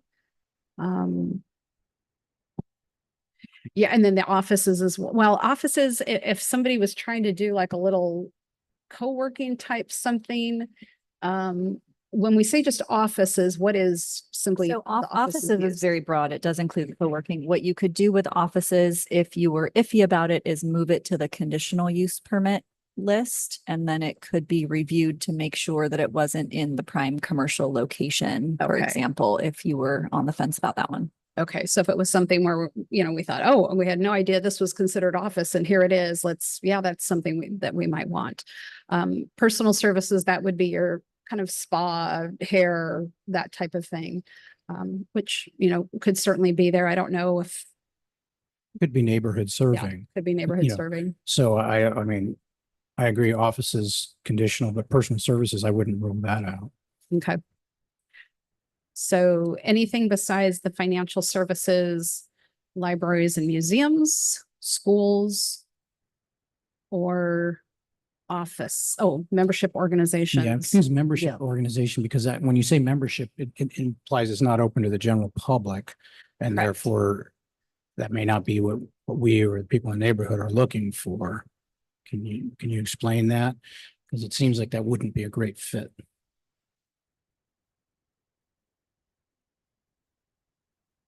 That's correct. Okay. So All right. what I'll Just to clarify, are we proposing eliminating those as allowed uses or moving those to conditional use permit uses or some mix thereof? I'd be okay moving that to conditional because I mean, somebody might always have a great idea, that Yeah. breaks the mold in terms of what Yeah. you're expecting. But as a general rule, it seems to me they should not be on the automatically allowable use list. Yeah. Okay, so I just think financial that'd be- services, library, museum, schools, membership organizations and offices, we have the sense that we'd like to have that be conditional rather than just simply removing them. I would maybe split that. I think we could take out libraries and museums, schools, and Membership altogether, organizations. and allow the others as membership organizations, offices, and financial services under conditional use permit. I think it's not a huge space. And the value of this is the residential serving commercial opportunities for the folks in the neighborhood. Right, and I mean, and that's what we've been talking Right. about, so Exactly, so. I'm good omitting all 5 of those, making them conditional. It really doesn't matter to me. I just don't think the intention is that suddenly you're throwing in there financial services and a library and some membership organizations. Are we good with those 5? Do you want to remove conditional? I can go one way or the other. It doesn't really matter. Good. All right, we're good either way. So if Mayor Pro Tem has I'll split the baby. if Mayor Pro Tem is concerned about it, then we are certainly happy to make financial services, membership organizations and offices be a conditional use, and we'll remove libraries and schools. Yeah, I think that does it. We've seen, I'm cool with removing some of them altogether because we have seen people come in with the expectation that if there is a CUP use, then it must be granted. And that's certainly But not then the we do case. run that risk though with financial services, membership organizations and other. But offices. again, somebody has their great thing as to why this is a valuable and resident serving use of that space. Then that can be So discussed. I'm just gonna kind of look at the applicant out here and okay, I've got a thumbs up. I'm just letting you all know I have a thumbs up from the applicant. I'm not going to bring them back up, but we have a thumbs up. So we'll go with that. Okay. Is there anything else that I have not covered or we have it? I should have asked this question earlier, but in looking at the layout and all that stuff and the turns and in and out, I'm not sure. I'm just concerned about what our standards are. I think of the Trader Joe's parking lot, which everybody seems to think is a horrible parking lot, very hard to get in and out of a park, back in, back out, because maybe they're narrow aisleways. The standards we're applying in here are carefully studied, I assume, are, well established in our code and kind of preclude those kind of problems, right? We certainly hope so. We certainly see our parking lots designed to our standards functioning better than Trader Joe's. So we believe so. Good, thank you. I'm happy. I Go into, Yeah, in terms of open items, a couple of things. One is, we did talk about the phasing. That was a request to retain the planning commission's recommendation on project phasing. And I just wanted to confirm with staff, I was checking through email messages over the break, and there was one correspondent asked about the phasing that can you confirm that that the phasing is under the planning commission recommendation that that the applicant worked out with them, that has a real consequence financially to the project if they're not, that there's a real consequence if they don't complete the commercial portion of the project in accordance with the phasing. So the consequence would be that they would not be able to build that last residential building. Yeah, which is a substantial chunk of the property. So It is. yeah, okay. And I'm wondering if the applicant would be amenable to exploring the opportunities for using of the drainage area in a way that would be hospitable to the frog we were talking about earlier, to the extent that that meets the needs of that. Yeah, that would be great. I'll go ahead. If I could add to that, I think the mayor indicated, not inclined to condition that, and I wouldn't be either, but it seems to me that, if you're choosing plant species and this and that's the other thing, the mere fact you're adding this drainage feature is going to be more hospitable to animals in general. So I think that's a plus right there. But if it's no additional cost, why would you be able to, and why not, make it as compatible for native animals as much as possible? Sure. Just real briefly, again, I'm Tom Jess with Aero Studio Architects. I don't know if I need to introduce myself, but I think that in concept, we're all in favor of making that as friendly as habitat to the species as possible. However, as you guys know, and everyone that knows, whenever you're dealing with habitat, with stormwater, with Regional Water Quality Control Board, it would be flippant of me to come up here and say yes or no. I mean, I just really don't have anywhere near enough information to commit to anything other than just reiterating the fact that we want this to be as an attractive a place as possible for both humans and animals. And we'll do everything we can within the constraints to make that happen. Thank you. Thank you. Great. I see nods from other members of the development team as well. I mean, I'm comfortable with that. I think that it's not, it would not be feasible for us to apply a condition on that basis, given that there are too many unknowns in the process, and too much complexity over time in, the stormwater drainage basin's got to function as a stormwater drainage basin, first of all, for the project. By doing that, it welcomes a lot of critters around, and it'll be a great space. Appreciate the willingness to specifically take a look at that as the plan goes. And I am not going to propose a condition. All right. Are you complete? I'll check my notes. Go ahead and check with the others. I think everyone else is complete. We're ready to move forward with a motion. I want to repeat the recommendations, but I want to give you a chance to exhaust everything.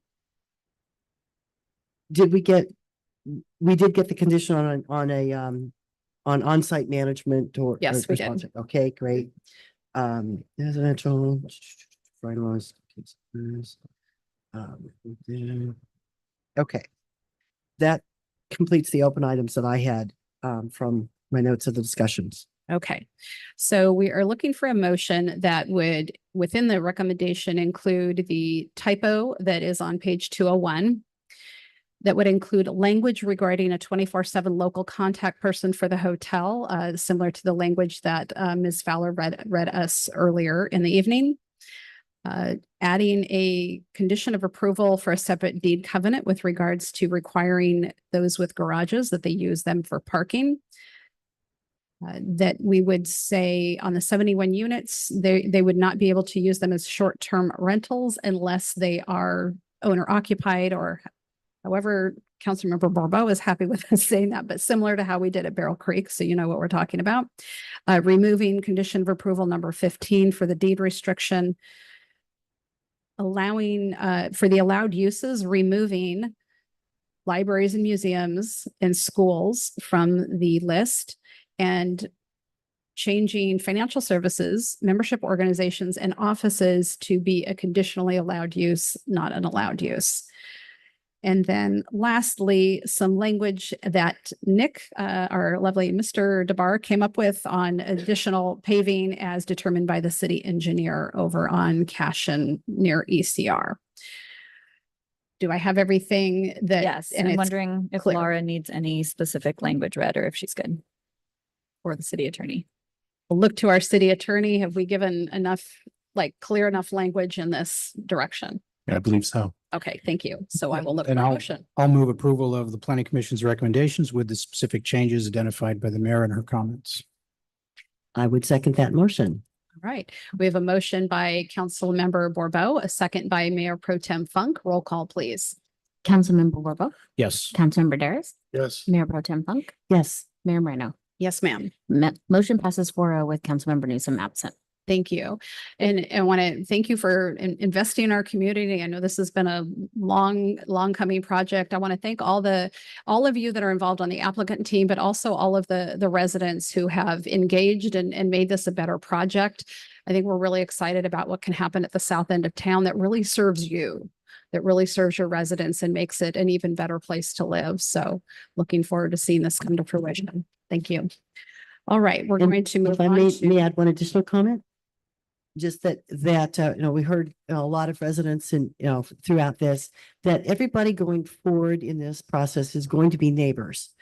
And look forward to seeing the kinds of collaborative and neighborly and reciprocal respect that I've, hearing from tonight and then moving forward on the agreements, just seeing that continue so that this is a great neighborhood for everyone who is part of it, residential and business wise, both existing and new. Thank you. Thank you. All right, let's go ahead and move on to our public hearing number 2, Apple Valley Assessment Districts. I'll ask if we have any ex parte. Okay, we have none. So we'll go ahead and move over to our community service, not community services, our administrative services director, Ms. Rangel. Thank you very much. This evening, we have 3 public hearings we're working on assessment districts. I'll go over some commonalities and then we'll go into each one specifically if that works for council.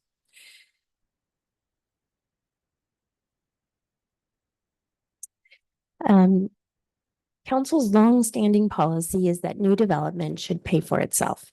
Part of that policy requires developers to put in a mechanism to pay for such things as road maintenance and maintenance of common landscape areas. Developers at the time of these 3 developments had the option of either forming a homeowners association or forming an assessment district. The developers for Apple Valley, Deanza Estates, and Las Lomas, formerly known as Woodridge, all decided to form assessment districts. This is not a general tax to the citizens of Atascadero, but only applies to the property in each of these districts, and it's for the benefit of the district.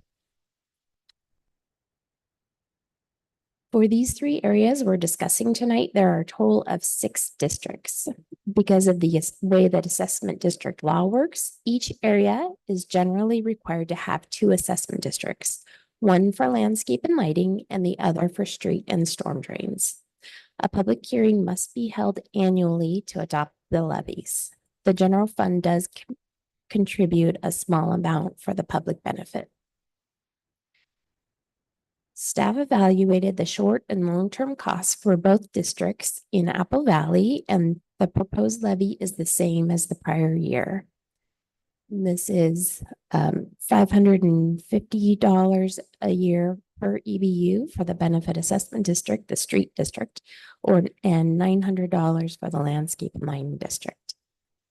This concludes my report on Apple Valley, and I'd be happy to answer any questions. Thank you. Any questions of our director? I just assume with costs going up generally, that's still enough. That seems to be sufficient to meet the needs. Yes, we project out 7 years, and so with what we have in the reserve for these, we believe this is a good rate for the levy. Everybody really happy that it doesn't go up?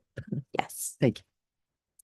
Seeing no other questions, I will open it up to the public for any members of the public wishing to speak.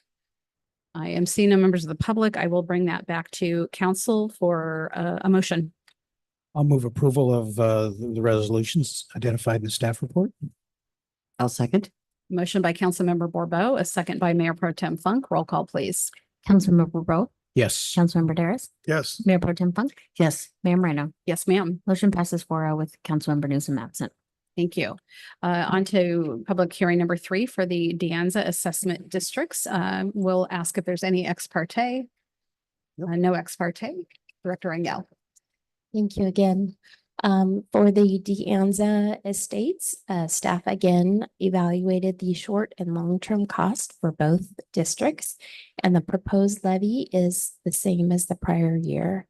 So for the landscape and lighting districts, it's $250 a year per equivalent benefit unit.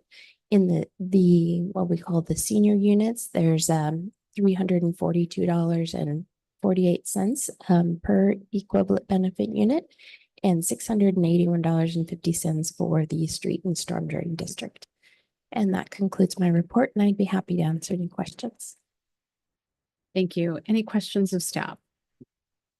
Seeing none, we'll go ahead and open up to public comment. Any members of the public wishing to speak? Seeing none, we'll bring that back for a motion to council. I'll move approval of the draft resolutions identified in the staff report. I'll second. Motion by Councilmember Borbeau, a second by Mayor Pro Tem Funk. Roll call, please. Councilmember Borbeau, Yes. Councilmember Daris, Yes. Mayor Pro Tem Funk, Yes. Mayor Moreno. Yes, ma'am. Motion passes 4-0 with Councilmember you. Newsom absent. Thank you. So on to number 4, which is our Las Lomas or Woodridge Assessment District. Finally, again, any ex parte? Nope, seeing none. Director Rangel. Great. Thank you once again. The levies for both of these districts in Las Lomas were increased by a CPI amount of 2.37 when compared to the prior year. Back in 2017, we in the city staff had a neighborhood meeting to discuss the issues of funding for road maintenance in Las Lomas. The majority of the homeowners that were in attendance at that meeting were strongly opposed to contributing or setting aside funds for long-term road maintenance projects. The proposed street and storm drain district levy of $438 a year is sufficient only for the annual operating costs and periodic surface treatments or slurry seals of the roads. Residents were informed that in approximately 20 years, the roads will require a more in-depth road maintenance project that will require significant funding. The residents were also informed that homeowners will be responsible for those repairs, and that with a proposed levy at the $438 a year range and annually adjusted for inflation, that there will not be sufficient funding for road maintenance projects beyond the year 32-33. Before fiscal year 33-34, the district will need to come together to figure out how to fund future maintenance and periodic pavement rehabilitation that is needed to occur in fiscal year 38-39. The estimated cost of that work is just under $1 million using current dollars. A notice was recently sent to the property owners in the district again, sharing this information. Staff has concerns about the long-term maintenance of the street in the district and wants to make every effort to ensure that the neighbors have all of the details needed and make an informed opinion on this issue. Staff is also trying to compromise with the desires of the district in order to keep near-term costs down, and is recommending the levy at the $438 per equivalent benefit unit for the street district and the $328 a year per equivalent benefit unit for the landscape and lighting district. Staff has previously recorded a notice of assessment on each parcel in the district for even more transparency. The proposed notice was in the agenda package. And that concludes my report, and I'm happy to answer any questions. Thank you, Ms. Ringel. That's an issue we've been talking about for many years and been concerned about.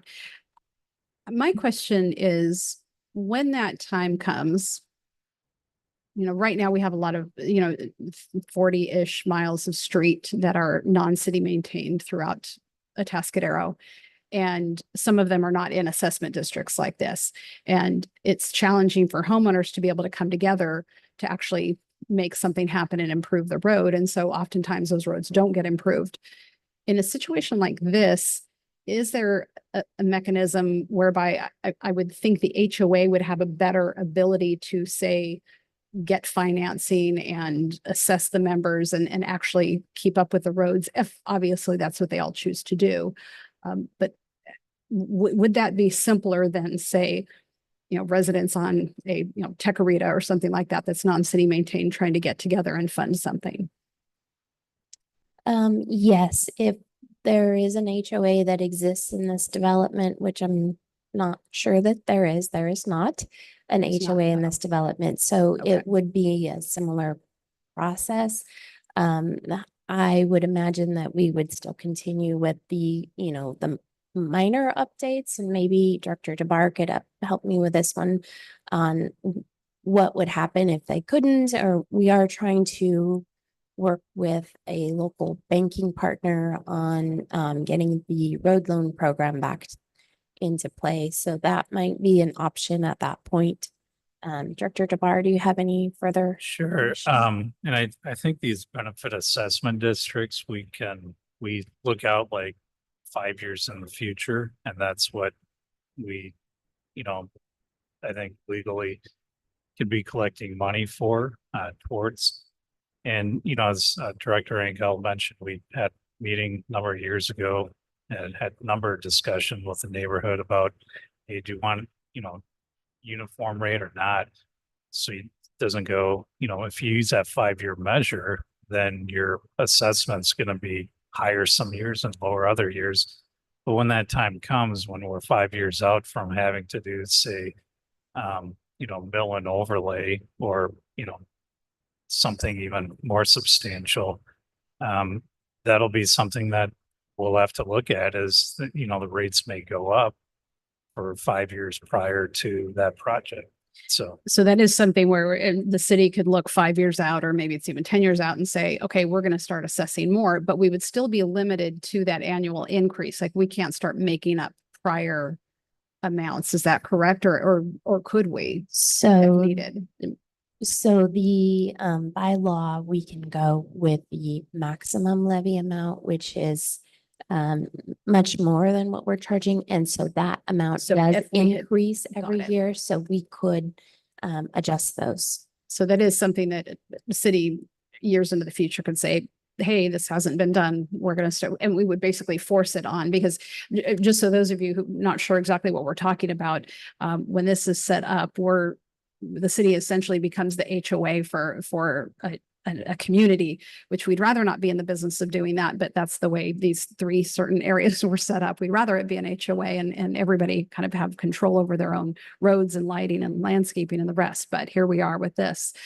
So when we talk about this and assessing, it is making sure that the residents are being able to maintain the property in the way that, and the roads and the infrastructure in the way that it needs to be.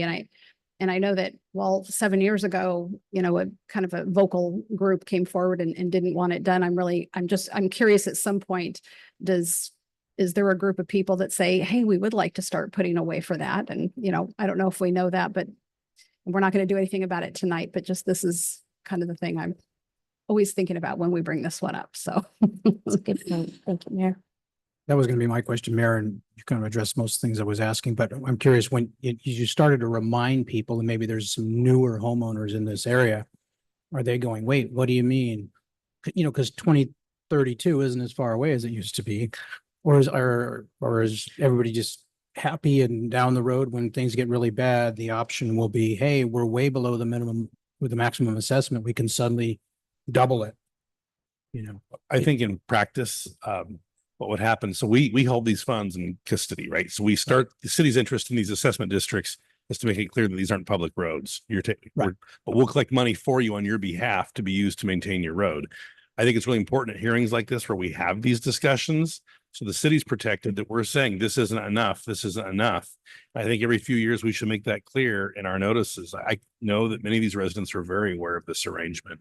And so at some point, we don't have a duty to do a full rehabilitation of that road. It is what it is. And we do the best we can with the funds. And at some point, it will be a road that is deteriorating like many of our other streets. And I'd submit that the city shouldn't pay for that because we've had this Well, district, absolutely we've been not. very transparent about it. But I mean, the mechanism exists, which is when they get, bothered enough by the bad roads, they'll go, hey, double our assessment. Because there's room under the maximum allowable assessment to do that.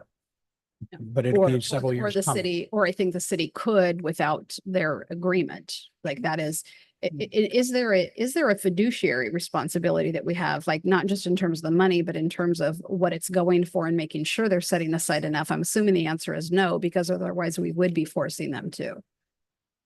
Well, we are doing what we need to for this period of time. Like Director DeBar said, we are collecting for the period that we're looking at for the assessment district. So we are being good stewards of that and collecting enough for what's sufficient for now. We're just looking at long in term into the future.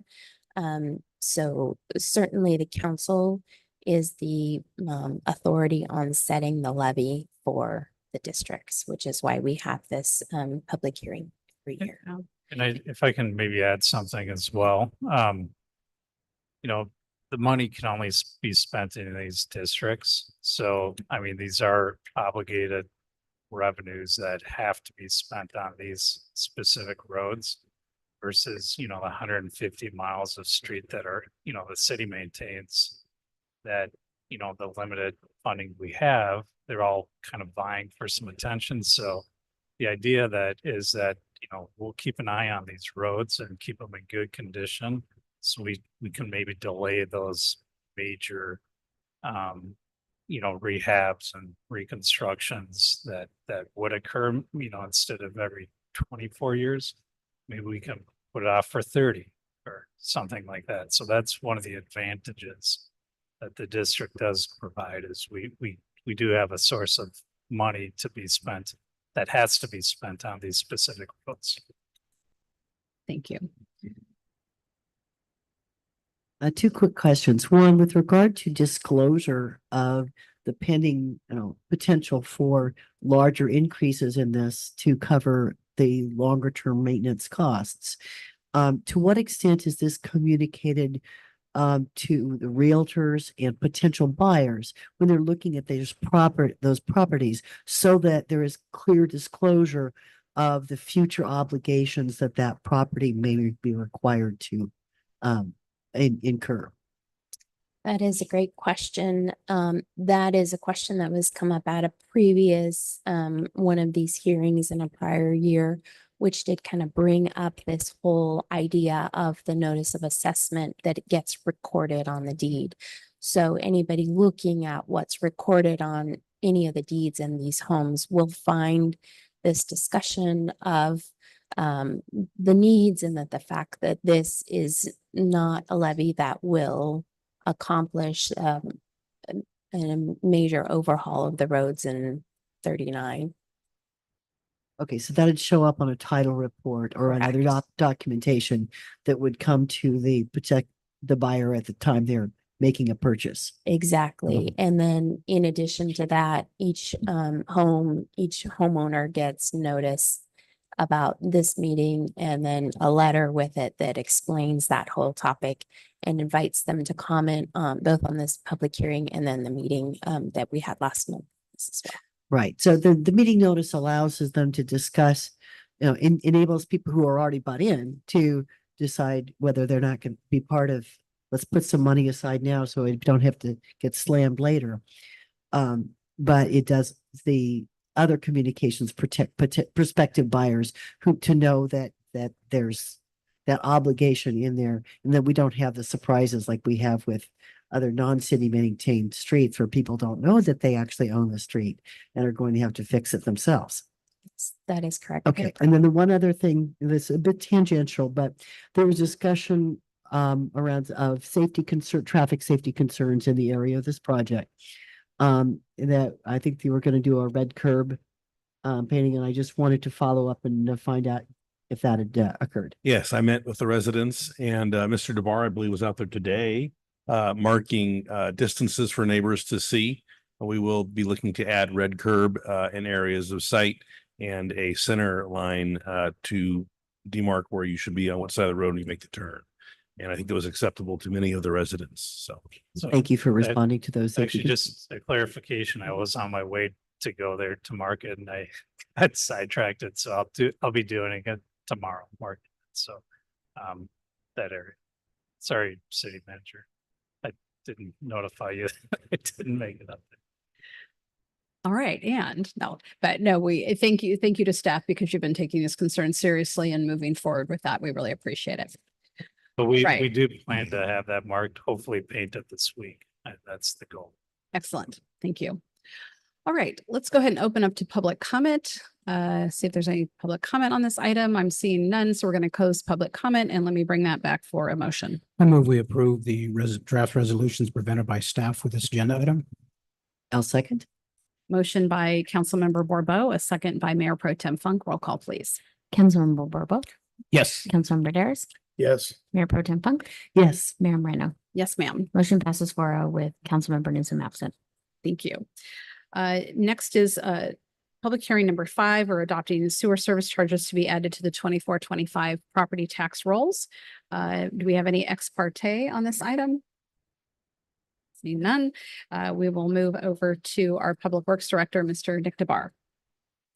Thank you, Mayor Moreno. I'm gonna actually have Mr. Ryan Betts present this item, and I know he has a few slides I'd like to show, and they'll be fairly quick.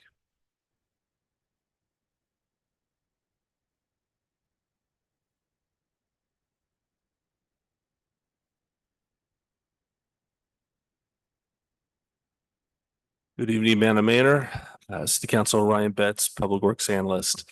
Pleased to present you tonight the adoption of the sewer service charges to be added to the 2024 and 2025 property tax rolls. I only have a couple of slides and I'll be quick. Tonight is a public hearing to receive objections to the placement of those sewer service charges. This is an annual process that the city takes this time of year.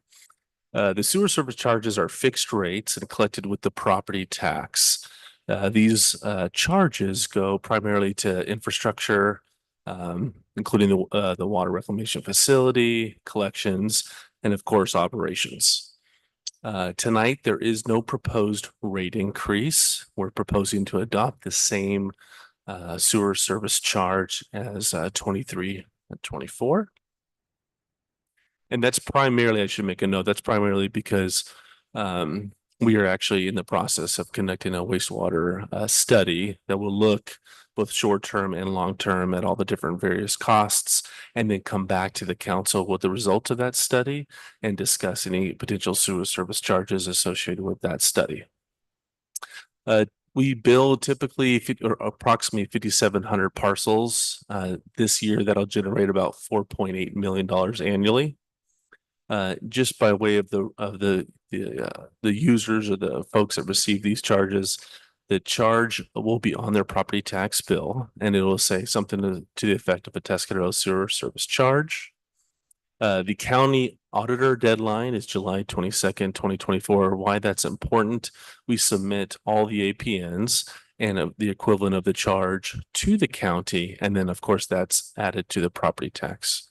That's an important process that we take advantage of to help kind of minimize what would be a lot of administrative costs in doing a typical billing and collecting process here at the city. And it's important to note that the county does add a $2 fee to each levy. That's their processing cost. that's passed on to the resident.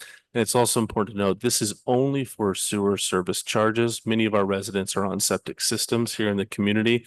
This does not apply to them whatsoever. This is primarily folks that are hooked up to sewer and businesses as well.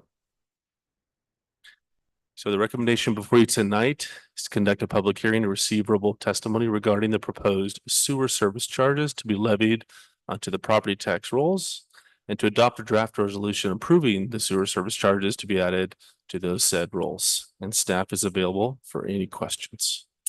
Thank you, Mr. Betts. Any questions of staff? All right, seeing none, let's go out to the public, see if there's any public comment on this item. Seeing none, we'll go ahead and close public comment and bring that back to council for a motion. I move we adopt a draft resolution approving the sewer service charges to be added to the property tax rolls for 24-25. I'll second that motion. We have a motion by Councilmember Borbo, a second by Mayor Pro Tem Funk. Roll call, please. Councilmember Borbo, Yes. Councilmember Daris, Yes. Mayor Pro Tem Funk, Yes. Mayor Moreno. Yes, ma'am. Motion passes 4-0 with Councilmember Newsom absent. Thank you. All right, we have no management reports tonight, so we'll move on to council announcements and committee reports. This is where the council, we let each other know any updates on committees that we've attended, meetings on which we serve, and also briefly let you know of any activities we've been involved in the community. So I'll start on my left with Councilmember Daris. I don't have anything to report. I did attend the IWMA meeting after our last council meeting, and we did indeed lower the IWMA fee to 3%. So people will see a small reduction in their garbage bills after July 1st. Yay, fees going down. For once, don't have a huge report. I did want to report back to the body that I was one of the council members who was able to attend the Atascadero Pride Festival. And in the course of that, I had the opportunity to present the certificate of recognition under my name as Mayor Pro Tem of our LGBT plus citizens in celebrations of Pride Month in Atascadero. And I took the opportunity to recognize the bravery and of the young woman who came to this council and told us of her experience in this community, being harassed for her sexual orientation or her identification with Pride, and was able to include her as part of the receiving group to receive that certificate of recognition. It felt like it was a very redemptive moment. Lovely, thank you. I attended the county mayor's roundtable in Grover Beach Grover Beach. Where was I on Friday? Which was always good to get together with mayors. And of course, the big thing we talked about, which you all know about, is now that the California Business Roundtable measure is no longer on the ballot. So that was obviously good news. And we asked Dave Molinax what he was going to do now, because the thing he's been focused on for many months is no longer. I also went to the grand opening of the Sobering Center down kind of the county health campus over where the Welcome Home Village is going to be, 12 beds. This is a really important, piece that's been missing in our county. So really nice to see that moving forward. And I also got to participate in Slow Leadership, also, I think 2 Fridays ago, as did our city manager, Mr. Lewis. And so it's always a pleasure to be working with leaders in the community that are learning more about government, participating in Government Day. And so that's always a delight and an honor. With that, I don't think I see any. Mayor, I will have just a general announcement of interest. I'm sorry for You are more than welcome to. If I may. One's a little lighter. The other is a thank goodness and cheers to our fire department. So Dr. Cynthia Stringfield has arrived in Atascadero, our new zoo director. So I'm very pleased and relieved about that. More for public notice. During our meeting, around between 7:30 and 8, a fire did break out. We arrived to it. It was 100 by 200 vegetation fire. We had 5 engines there. This was right around 8 o'clock. It was moving up the hill from the Three Bridges Oak Preserve trailhead on the south side of Morrow Road towards Toloso. So that's where it was. We did hit it hard. We got hose around it within about, let's see, 15, 20 minutes. And we did have the fire controlled. There was no structure threats. And the fire was out. They'll be there for another hour and a half or so doing mop up.